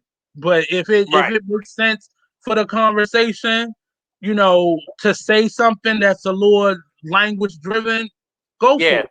Okay. But I don't want us to be like, man, fuck that shit. I Yeah. don't want that. No, That's no, that's I wouldn't do that unless the spirit moved me, as they right, say. But right. that's So not that's something that's I that's would want we to get bring. that. Yeah, that's Right. not something I would want to bring just for the sake of like, yeah. So like, Because I just there's certain topic matters, there's certain shows that I've realized in the first 5 episodes that I've kind of filled out already. There's shows that it's going to be a little touchy, but that's fine. I want us to be able to talk about it as grown men would talk about it, Hmm. not kind of like beating around the bush or trying Right. to be Right. squeamish. Children are going to watch it because children got access, but I don't want them to be like repeating something we said and it be inappropriate because we both work in the school system. So I don't want. I'm always. That's why my show has never been raunchy because I have to be understanding that children aren't stupid. They know your name. They can search your name and your content is gonna come up. Right. So that's where I kind of lead with it. But um yeah. So I don't think I don't think anything is off topic. I would like us to focus on black work mostly, but if something else comes in and I'm not opposed to it. I just don't I don't want us to I want us to have a unhealthy balance of our work being represented more so True. than everything else. Oh, yeah. Like that was for me. That was without question. Like, Right. yeah. I mean, But other than that, figuring out a day that we could premiere. I think Halloween would be a good day, and we can just lead with the vampire in Brooklyn and yeah. make that kind of like the the Mhm. imagery for how we promote the first one, and then figure out. So, are we okay? Are you okay with maybe going live minus our cameras and Uh, then upload the audio, or would you like to just upload the audio or record it versus doing it live? I like the idea of recording it, and I'm gonna tell you why. Because I think a lot of people start podcasts and they just kind of like start them on a whim, like let's talk about this. But you've talked about like intention, and Right. I think sometimes that intention is better Mm-hmm. when you take control of it. Meaning that if we go off the rails, we can edit that out, right? If we went But back see, and that's the part. I don't want to make it so heavily edited either. well, And that's just I you don't even can think meet in it the be, I don't middle. think it be heavily edited at all. I was thinking maybe just even if we wanted to go have the ability to go in and trim it, even just trimming it down, not Mm-hmm. heavy editing. I don't think you should do heavy editing at all. Right. But it gives us the power to kind of like control that narrative, at least to start. Because as Right. we get more comfortable with it, and I think that's where people kind of I think that's where a lot of people that I've known that have tried to start like their little podcast or video podcast. I think that's where they kind of go wrong. Is that Right. you go live right out the gate, and like I think that it takes some time to really settle into your topic, your theme, like really kind of crafting it so that Mm-hmm. you don't focus of like what your intention is. Right. Like an intention, and then it just kind of comes off as kind of like messy. And then it because of that reflects in the content, the quality of the content. Mm-hmm. Um, so you said like you want us to really kind of focus on this framework and this The and conversation. our over 10 episodes. So why don't we Well, what wait? I said, so we have enough. So I want us to have at least 10 episodes that we can, like, I want to. So Title, if you don't realize, it pays a lot more than a lot of the other I know streaming that. Yeah. networks, Hmm. even though the other sites are more accessible. Well, Apple isn't necessarily the most accessible if you don't have an Apple product, but Right. I want to be even because there are sites where you can put your stuff there and it just plays on all of the. They automatically put them on. That's how Hmm. Our Station does it. We do Okay. one we do one or two sites and they kind of put them everywhere else. But I want to be real intentional. Like Hmm. I don't know if you have Title, but if I you do. do, That's, only, that's what I have. right. So have you listened to any of the podcasts there? I haven't listened. You know why? I'm just realizing that Title Hmm. has all of that. I've Well, been so focused that's on the still music. new. That's probably like a year or so old. Them Right. putting up podcasts because there's not a lot of podcasts on there, but there are a number of podcasts on there, like right now, Hmm. and all of them. Some of them sound the same. You can hear the heavy mic. You can hear, the editing quality. The Hmm. only because I'm saying the show that I've done for so long, we started off with no video, and we were on a streaming app, and we've gotten to a point where now we're on social media. Because my earlier shows, you can't even really find the whole show. It was live. It was like FM radio. You can't Yeah. find the whole show. And Okay. it wasn't until like maybe year two that we actually started putting the whole show on YouTube, and then we added cameras. So that's why I like the evolution part of it, Hmm. where your technology grows with where you are in your content, and then you can put all your emphasis on building up your content as you grow versus just trying to Okay. do everything at one time.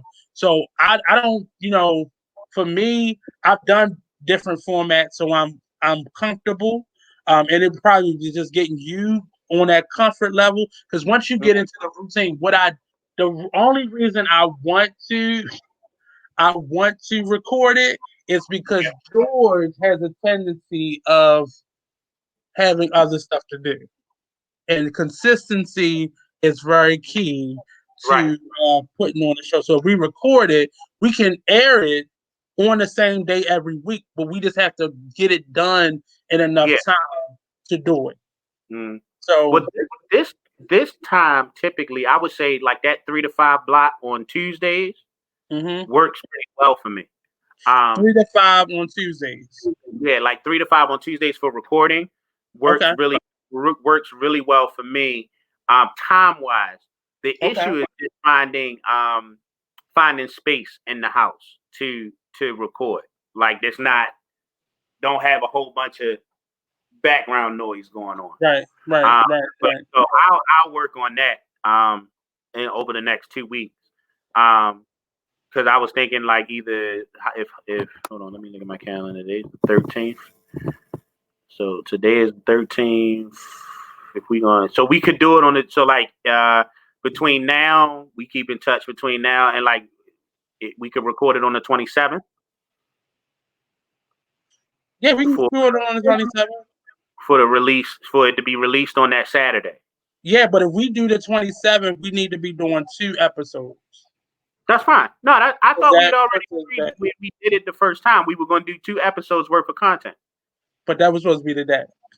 I'm just letting you Oh, know that. yeah, well, we never actually set Right. that. That's why I didn't. That's why I Oh, yeah, didn't say no, the no, no. issue. Like the 27th, Uh-huh. um, yeah, the 27th we record for release on that Right. Saturday, and then maybe like we meet again next Tuesday to talk about 3 and 4. So Okay. between Well, just know I already have now mine and out. next So Tuesday, I'll send you a list for 3 and 4. okay. Yeah, and then we can So talk about that on Tuesday. Finalize that list so that when we come back on the 3rd, mhm. so the 27th, so maybe like not the 3rd, but the every 2 Tuesdays. So like one Tuesday we have a meeting, the next Tuesday we record, right? And then, but if we could do it that way, I'm always free on Tuesday, so we could do the meeting Okay. around the same time that we did this meeting today, and then do the filming from 3 to 5. Like that's that time window that Okay. following Tuesday. Oh. Yeah. Just know that this is recorded, and I will play it Hey, back if it changes. I'm that level of petty. no, that's fine. Tuesday, But yeah, no, that's fine. but okay. So if we're so next Wednesday we're going to talk about uh what 3 and 4 would look like, and then Yeah, the 27 we're going to do one we're and gonna two. right. Can you keep up with that schedule or okay? Yeah, All right. like I'm So looking at my calendar now. Tuesdays. so in terms of what we have for episode 1 and 2, looking at it, is there anything that you want to move around or No, well, we still need to finalize exactly because we have your list and we have my list. So we need to finalize exactly which presenting ones we those do. lists, right? Uh, So that's one list. no, but it's 2 lists. We have an episode 1 and an episode 2. I Yeah, submitted. Yeah, you submitted. We both submitted lists for each one. So we need to finalize between our 2 but lists. and I think that's what the confusing thing was. We both were supposed to present something for each one of them, and that's what we're going to watch. Oh, That's I why. I didn't know that. I thought That's we was why. going. But Oh, that's so why. yeah, I Well, said we. That's why today we were supposed to do 2 of them, so we would be ahead of ourselves. So wait. You want so we sit down, we talking about okay, something old, right? And you're Yeah, gonna bring up Crooklyn. And we're gonna Crooklyn, talk about Crooklyn for a little while. and then we gonna And talk then I'm about gonna what's the say one? my selection is Vampire in Brooklyn. And then we're gonna Yeah, talk about that. yeah. I was definitely I thought that we were both submitting lists We that we will were choose gonna one. bring together and have one list where we just talked about 5. So essentially we talking about 10 works per episode. Mm-hmm. Except for That's where we why, and that's why I was saying, and that's my point for saying, like, one of us has to be 100% on one of them. got you. Okay. That's why I was saying it that way. So because I Oh, know that's a lot to do, but it does allow us to kind of nitpick the topics that we like, and yeah. then just gloss over the ones that we like. Okay, Talk I like about that. I didn't like that. something else. The one of the other one like. Yeah, Oh, wanted to talk about. Okay, so right. in light of that, where we overlap, should I just go back and like put something else in? Because I can do that. That No, way we have. no. Okay, I think those moments are a vacation for us. So we're not watching 10 different things, but those gives us an opportunity to kind of dig a little bit deeper in the Malcolm X story, dig a little bit deeper into fences. Um, where I'm where I'm struggling right now is there are new things that are coming up. So do we make those priority or do we put them down the line? Because that's what I ended up doing. I think 'Cause we can't we really get out to the movies right now. I think that we stick to what we want to talk about, regardless, Hmm. right? As long as it's in the category, right? Right. So, Okay. like for instance, like I haven't seen Tenet yet, I um, know what is tenant. and I don't plan to see it unless a good copy. Like we've been checking because I got the bootleg over here. So so every now and then I've been checking to see if Right. a good But is copy. it So something that's one, is it something that's already out though? Tenet is out, right? Okay, It's so out. that's the how you watch it. I'm not the police, Right, right, but right. I But just I'm don't want saying us to be talking I would about watch something. They like, it. how the hell And did they they don't have do that? That's not even it, released yet. it's not But I no don't no want to do that. Tenet is out. Tenet is out.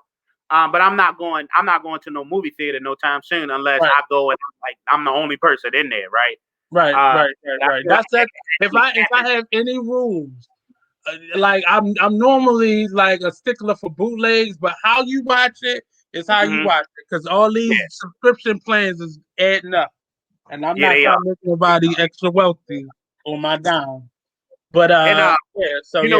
and that's the other thing I wanted. The last thing I wanted to drop on you is the idea was like maybe like every few episodes we have like a Okay. special topics. Because streaming services is one, right? And talking about like what the best streaming services is, or even just the conditions around how we all went to streaming to get out of cable, and now all of these minor, these Cable smaller shows, prices are cable adding up to station. what used to be our cable bill. Um, Mm-hmm. and then like just based off of, and I know you got some of that recorded now, but like just based off like top, like even stuff like what we just talked about, and Yeah. like the conditions in Black Hollywood and how things are changing, what needs to happen, what has happened, what is likely to happen if we don't do X, Y, and Z, um, and things like that. Yeah. And other topics that may not be about a specific movie or specific work, but also pertain to Ties that. in. Yeah. Yeah, we can kind of address that as those things come up. Mm-hmm. Um, Well, that's what I because I know we're not just going to only talk about what we're reviewing, and I right. know sometimes it's going to lead to other conversations. So that's what I want to. That's why I said an hour and a half. I think would be much better because we won't feel like, oh, we got to stop today. I don't ever Mhm. want to feel like we got to cut the conversation short in Right. order to make time. But I want us to be mindful of time. But that I think for you, it would just it you'll get comfortable with presenting the information Right. and only spending a limited amount of time because in radio or podcast and whatever, it's about seconds and not minutes. And you Mhm. have to like each segment shouldn't go over 6 or 7 minutes. Gotcha. So as we're And as that's we're another reason why delivering topics, I think it's better if we start out recording it because I yeah. know that will take me some time getting used to. Mm-hmm. You know what I mean? Mm-hmm. I can be long winded and and I've never done a podcast before. And I think after I've had time to Mm-hmm. really practice it, to even understand like when you're recording, like I think as time goes on, I start getting used to, okay, we coming up on about 6, 7 minutes now. Where most Mm-hmm. people just jump on, they get to talking, and next thing you know, they done gone 30 minutes. You know what I Right, mean? I think it right. actually takes intentional practicing around making sure that you're condensing what you got to say and, Mm-hmm. and, and down to a 6, 7 minute topic. What is Which I what is normally helpful to me now that Mm-hmm. like in the studio I always had a time clock and I had a person to keep me on time. Keep But you on like time. right now I have my calendar up and my time at the top is ticking. So that if that helps you as you go along, do that because that'll help you to stay on time and on Okay. top. And then that 7 minutes has to be split between our two stories. So Right. figuring out kind of, I'm good at transitions. So I'm good at like something you're talking about. I know how to pick something out that you're talking about and transition that to the next thing. So Mm-hmm. I'm good at that. So I can be mindful of that as you're learning that. Mm-hmm. But don't beat yourself down over time right now. Just get the story out and then you'll learn how to edit out the stuff Right. that you don't need to talk about. Got But again, being mindful that we want to start off with knowing that we're marketing these shows, stuff it. that we want people who have already seen it, maybe getting them to watch it, or if they have seen it, getting them to talk about it. Okay. So that'll be our So perspective. But I don't think it's gonna be hard. one other thing, rating system. Do we Uh, want one? Do we want to give a rating? You know, like Cisco uh, and Eva used to do the thumbs up. mm, what would you want it to be? Uh, hours worth, like in hours, right? Maybe like a cat. I was thinking a system of like 1 through 5, but instead of like a 5, like how many hours is this worth binge watching in a week? Oh, And okay. we could explain. So if I love something, right, like yo, you gotta see Who Killed Malcolm X. Is this many, is this many episodes long, yo? That joint is certified 5 hours of binge. You know what I mean? Like it's Yeah, worth 5 hours of binging. Like yeah. you can sit down and watch 5 hours of that like that. You know what I mean? Or if I don't like something, it's like, yeah, it was cool. Not really my cup of tea. Maybe an episode a week. You'll Mhm. get through it. Tell us what you think. I'm giving it a stamp of 1 hour worth of binging a week. You know what I mean? So I was thinking because it's called, with the name of the Binge podcast, watching. and Mhm. when binging literally means to sit there and watch something like on a tangent for hours. So like we could just be like, I'm gonna give it, like instead of 5 stars, it's like 5 hours of binge worthy. Okay. 5 hours of binge. Iron that out, and then that's something that in our meeting we'll give that rating to, so you can present that in Yeah. real time Okay. when we're actually recording. But just iron that out so I can see how you're doing it, and then I can Uh-huh. give that Right. same rating or that same system, Okay. and then that I think we'll just iron that out, and then we can just take that note. So as we're presenting it, um, either before or after, we can give the binge worthy time allotment to it. Yeah. So That works. yeah. So anything else right now? I'm really trying to just get as much information on the page because we have an Instagram, and I'm gonna send you the password to that too. Okay. Um, and the Instagram is more so just snapshots, and then Yeah. maybe more movie related stuff. And then as we promote the show, what I do on this one is when it goes out, they'll see all the shows in order, all the stuff that we talked about in order, so they can go to it, and I'll put that down. And because some people I like to fast forward through stuff I don't really like to talk about, so they'll Yeah. know when to do that. Okay. Um, other than that, uh, Tracy has agreed to take a photo. Mm-hmm. So I'm just trying to figure out when that happens, but we don't need that yet. I don't Right. think we need that right now. Um, the one that I sent you, I haven't kind of structured that yet, but I didn't know which one I wanted to use. Wait, say that Uh, again. I sent like just an advertiser the way like I did like a video clip advertiser, Yeah. and I just played with just some graphics that I already had, Mm-hmm. but I didn't know really which one I wanted to use. Right. So I don't, and it's just the coloring and all that. I didn't want it to look so business wise, but more something just for us to be able to advertise the show with. So I'm still playing with that. If you have any ideas for that, let me Okay. know Tell me what you in got, and terms of what it looks. It's in your messenger. I sent it Oh, in the. yeah. Okay. Take a It's just look. like a little, like it's like a little 10-second clip, but it's two different ones on there. Oh, I Um, think I saw that. I think yeah. yeah, I saw it when you sent it. I liked it. Let me look at it again. The second one, it's two of them. The second one, it looks more like a business card, so I didn't really like that one as much. But the first one, um, So so what you sent me, that's the first one. yeah, And then the and second then it one goes. comes with the remote. Yeah, I put it on the same like thing, so it wouldn't be two different things I'm sending you. Hmm. So, I it's gonna look the first one will look a little bit better, because I did that all by hand. So, uh, I'm actually, whatever we decide on, I'll Hmm. send that to, like if you have a better picture you want to use, um, Yeah, well, I was probably doing whatever picture Tracy take. I'm gonna try to connect with her this week because I'm getting my hair cut tomorrow morning. okay, Um, so if I can connect with her like Wednesday or Thursday, I'm gonna call her later today to see what her schedule look like. okay, If not, if I can't link up with her, I'll probably just send you one okay. that we So can that use in the meantime. that'll be, so what, that's why I said it doesn't, whatever our premiere date is. So I'm glad we pushed it back some because that gave us some more time. But Hmm. I'll update the photos for that first image. And that's Okay. just how we'll promote it from this point on until we, Cool. change it. I don't And I like to mean, change like it so that much. picture, I ain't mad at that picture at all.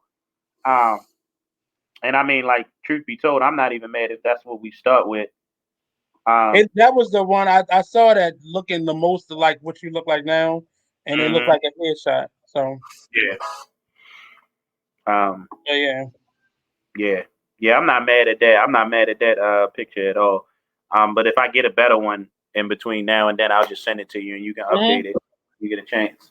So we're Um, saying that the 31st, or what day? We never said what day we want to premiere the show on. so if we're pre-recording it, I don't think it really matters. It could be, Saturdays could be our day. Um, I don't know.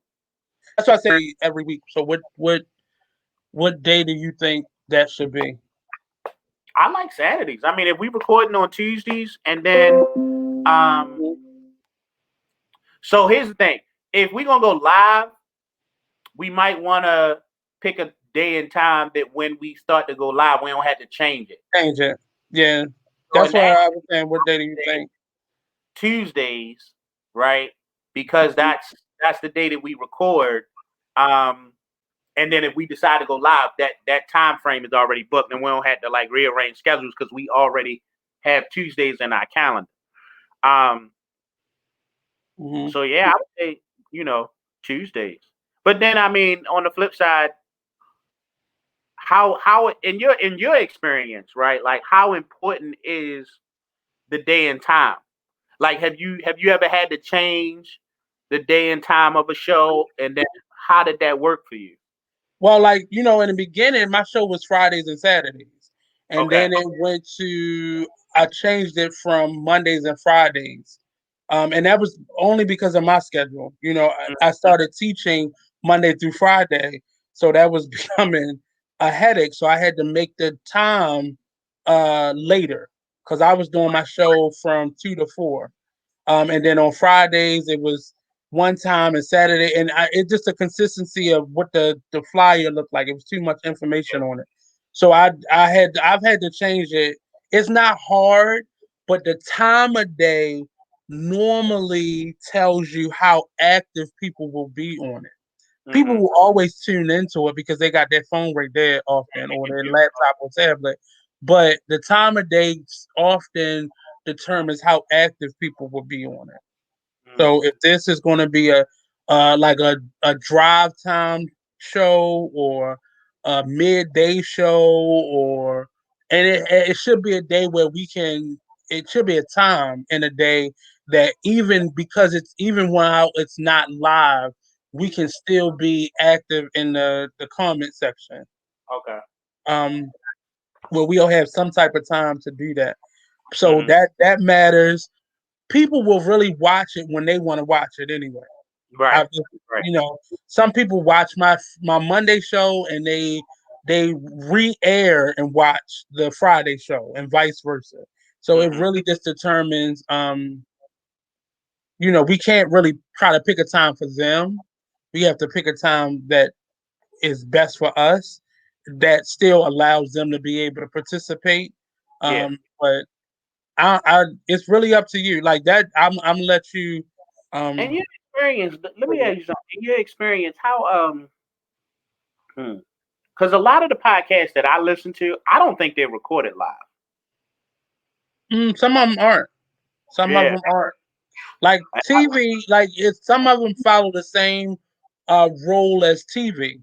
Like some shows are. If you go to like a talk show, Hmm. they have a morning time slot and they have a midday time slot. And the midday time slot is normally for the day that host has off. So Hmm. especially if they're shooting Monday through Friday. Most of the podcasts are not typically podcasts are not shot live. And Right. that's only so they can add graphics and all the sound effects and all that into the show. I like Typically that it's idea because not live. But I'm with live you, is though. now, I don't like a whole lot of audience participation. At yeah, least not in the mix. You know what I'm saying?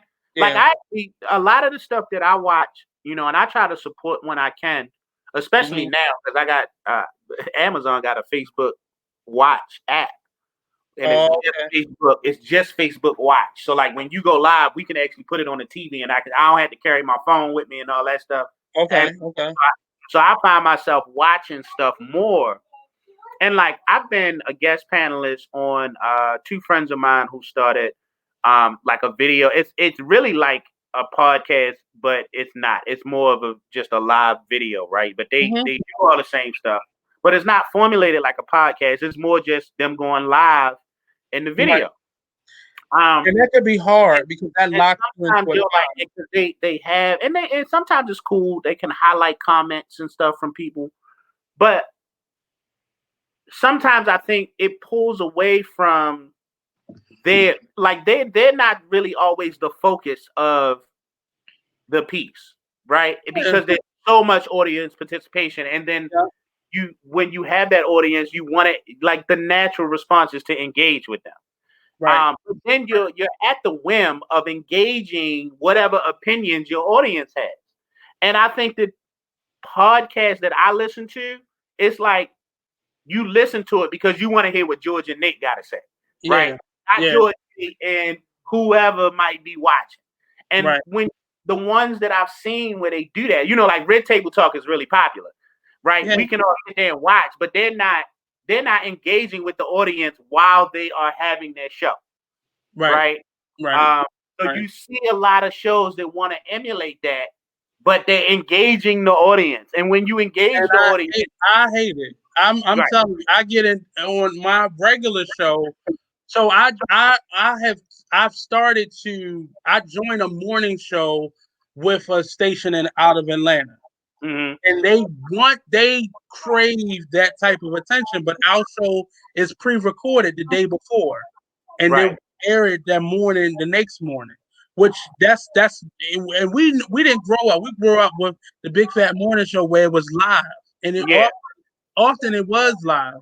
But a lot of people want that immediate gratification because they really don't have much to talk about. Right. So I don't. like, I I absolutely, and most of my comments have been because I don't acknowledge that somebody's in the comment section. But if I have a guest, I don't have. Are you my guest? So come right. be a guest if you want that level of acknowledgement. And because a lot of people are doing it that way, where they're doing a talk show or they're doing a podcast, but they're in the comment section the whole time. And Right. And they're that's ignorant, everybody right? that You want to comes in. respond to the comments. You want to Yeah. acknowledge the comments. Every Right. time somebody new comes in, they got to say hello to them. No, Right. you don't. You wouldn't do that if you had a whole studio A audience. studio audience, right? You wouldn't do Exactly. that. Like they Well, would be right. spectators. Right. So that has been one of the biggest complaints that I get. But personally, I care about you watching. I acknowledge you there. It's great to have live comments come Hmm. in sometimes. But again, I can't get all my, Right. because most And times see, the person that's commenting like that, they want to be on the show. right. So come on the show, like Right. do that. And But then the other thing is like I've seen where they have the show that's pre-recorded or not open to audience participation, but mhm, then there's like these real robust conversations in the comment section, yeah, right?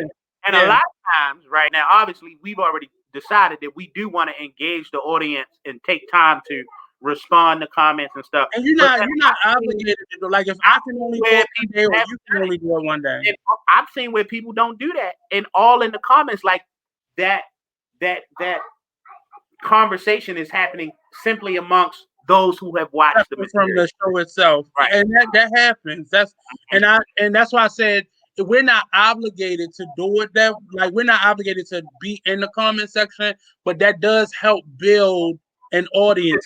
So Right. Yeah. normally after my show, people who have made those comments, I'll at either my guest or the other person that I was having a conversation with, and we'll start talking or responding to some of the things that were said.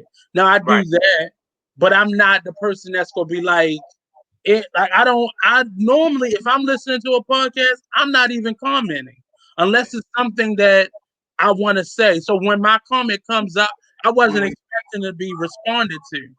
So Right. it makes it hard to be engaging during a live show. Even Yeah. it just makes it so much harder, and you should not have to do that. But that has begun to be the trend now.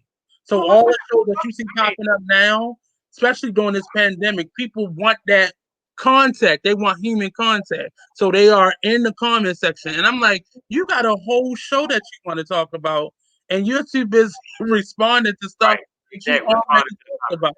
I say Right. let's bump the trend to start and Yeah. just maybe put a focus on after the show is aired, after we put it out there, making sure that we engage in the comments. Yeah, As I opposed like that to a lot better. I a lot have time for that because I do that now. Like, because after my show now, I just take a break. I normally give myself some time to like do me, and that's normally when I normally comment and say something, and that really does spark conversations and it gives me a lot of ideas of what people like and what they want to talk about. Because this not a monolith. It's not a monologue. I'm not doing this. We're not just doing this without anybody's participation, but you don't want to focus on that. So I do agree. So that makes it much easier. So now it's just deciding which day we would want to do. Even if we have to change a day, Mhm. changing it is much easier because we would just have to determine what would be easier for us to be consistent. Right. And but I would want us to at least put the show out on a consistent basis until we get to another plateau, and then we can always either add a day or take away a day or change Right. it. That's an easy fix. It's just making sure the show is consistently coming out on the same time, even if it has to change. You still have to make sure it's on time. Like if we say 5, we shouldn't be premiering it at 5:30. So that's a Mhm. technical issue. But what day do you think we should just post the show? Not even premiere it, but just post it. Mhm. Like, do you think, you said Wednesdays is a good day for you. Do you think Wednesdays, should we do it in the morning time? Should we do it in the evening? No, you said wait, Wednesdays what? No, Tuesdays is a good day for me. Tuesday. Okay. Tuesday. Yeah. Um, so like Tuesday is my work from home day. So I Okay. can always book off like especially for the recording. I didn't expect us to be this long today. I thought, I Right. see how the conversation went. But normally like I can definitely like, one week on the meeting week book off like an hour to 60 to 90 minutes for us to have a meeting and talk about the Mhm. upcoming episode and whatnot. And then if we wanted to do like at least a 90-minute show, then I would say between 3 and 5 on Tuesdays. To Because like air it, to record the show and air it. to record the show. So with our schedule, we'll always have an extra show. So that puts us ahead of our schedule. Yeah, that's Does fine. that make sense? That's fine with me. Because we'll on the 27th we'll do 1 and 2, but we've already planned out 3 and 4. Yeah. So that following week we could do 3 and 4, Okay. and then we have another meeting. Like This this is being recorded, sir. I'm just saying. I know that Tuesdays I am free, right? Without But the way, just so you don't get overwhelmed, Uh huh. if we shoot 1 and 2, the following week we can map out 3 and 4, Okay. and we can play one Mm-hmm. that week, and then the following week we play two, but we're really recording 3 and 4. Got you. Okay. No, yeah. No, I see what you're saying. So we're always 2 weeks Way ahead. ahead of ourselves. Yeah, we'll be a way ahead then. Yeah. Because you know what, and that's the thing. Keeps you being overwhelmed. I forgot that like we're gonna record 2 episodes, but you're actually only releasing one at a time. Right. So Right. so on that day that we do it, what was that, the 27th? Uh-huh. So on the 27th, we're doing 1 and 2. Right. So in all reality, they won't be released until the 3rd and the 10th, if that makes sense to you. The 3rd and the 10th. So So we are we're recording. gonna release on Tuesday, not Saturday. Yeah, I thought that's what you were saying. Okay. But from when we go live later. Right. Okay. Right. So it'll All right. already be Oh, right. in our schedule. Right. So they would be released on right the 3rd, and then 10 days. Right. Exactly. Right. But And, then we and be I'm just recording thinking about, and the weather is crazy right now, and you may be called in now, or all this might clear up and we be well, like back to I work. said, like that I can't help, because if that happens, then Right. that's probably that. Like for instance, if we go back to school, then I might be required to go back, 5 days a week. In which case, that's gonna upend everything. We're gonna have to figure something out because, like, But that makes it so we can still release on that day. We just have to yeah, we just, but find another day that's to why I record. think it's better to record instead of going live right out the gate, because Right. we always manage. We can record whenever, like whenever you and I are free. Potentially, we could be recording, even though the release is Tuesday, right? You know what I mean? Like, yeah. So yeah. So that work. The record day is just to keep us focused. Yeah. But if you say, well, can we record on Saturday, and it works for both of us, we can record on Saturday and And still release. have the same. I like being ahead of myself, and Gotcha. recording, it makes it easier. I don't like to do something and then, like the other show that I do, it makes it, for us to be recording, we do a lot of work. And I'm like, why don't we just record all these on one day and then Release. release them? But Right. we recording one day and then it airs the next morning, and then we record that same day and record the next day. And then you have to pretend that you are another day, and it makes it complicated. So if so this way we're recording every other week, Right. 2 episodes. And then release Unless weekly. Right. That's So fine. we're always at least 2 weeks ahead of ourselves, and then we still have a week to actually plan and watch all of Yeah. this stuff. So that's why I'm trying to keep us honest in that way, so we're not, following it. And that really gives us 2 weeks to really, like, we have this week and next week to watch all that we're watching. And by next week, we should already be starting to watch 3 and 4. Gotcha. So the 27th, we're able to record the first 2 episodes, and then the following week, we're always ahead of ourselves and watching. I don't want us to always have to only have a week to watch all this stuff, because I know you got a life, and children, so it gives you more time to actually get into a series or watch it or whatever. Yeah. Okay. All right, bro. I gotta get out of here. We've been on this. We've been live or recording for 2.5 hours, and I think we was on here 45 minutes. Right, exactly. So that's all that we need.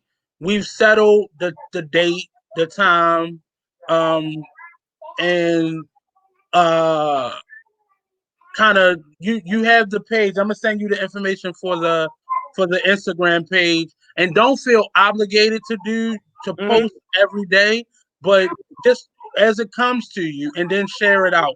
Yeah, I You will. know? Yeah, So because I mean, it's essentially what I do for my like. I manage all the social media for my school, so okay, like I'm on social media. So like I've finally like decided like I got a work phone that's got work stuff on it.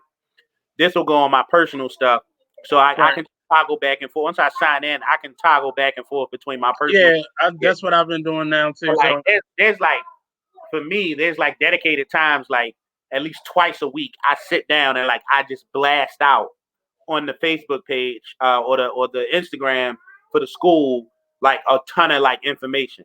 So I can do okay, something similar like that with our joint where maybe like the day before the episode, so we know our episodes are airing on Tuesday. So like Monday, boom, like whatever you posting or like screenshots of the movie posters or whatever we talking about. I probably do that on like a Monday or that Sunday before the show. Yeah.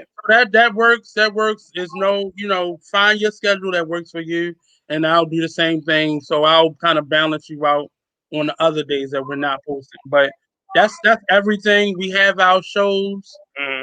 I think it's 8 shows that we're watching, or Yeah. 8 that we're watching. Well, wait, Uh, 10, well, ain't it? Is it 8 or 10? well, for the first episode, it's 8 because 2 of our selections are the same. Documentary, fences. Oh, okay. Yeah, yeah, you're right. Because we overlapped on 2 of them. Yeah. So I would suggest trying to do 1 episode a week, and Mhm. that would help us. But as much as you can do, even if it's especially getting the stuff out of the way that you haven't watched already, that's probably helpful because that's what I did. I just watched the stuff that I never seen first, and then I went back and watched the stuff that I need to watch. Yeah. So, but yeah, so I think that took care of everything. I'm gonna try to cut this as much as I can audio wise, and Yeah. that kind of be the background music for our advertisements. Hmm. I'll send you the links as well. So What are you going to do with this recording? that's why I said I'm gonna cut this up. So some of the comments and topics that we were talking Oh. about, that's kind of like the basis, and Hmm. like the clip that I just sent, I'll cut it up in audio files, and that'll be the background music, so we don't have to Oh, worry that's about dope. having to play music or anything. That's dope. All right. All right. Cool. All right. So that's All the right. plan. Peace out, sir. Peace out.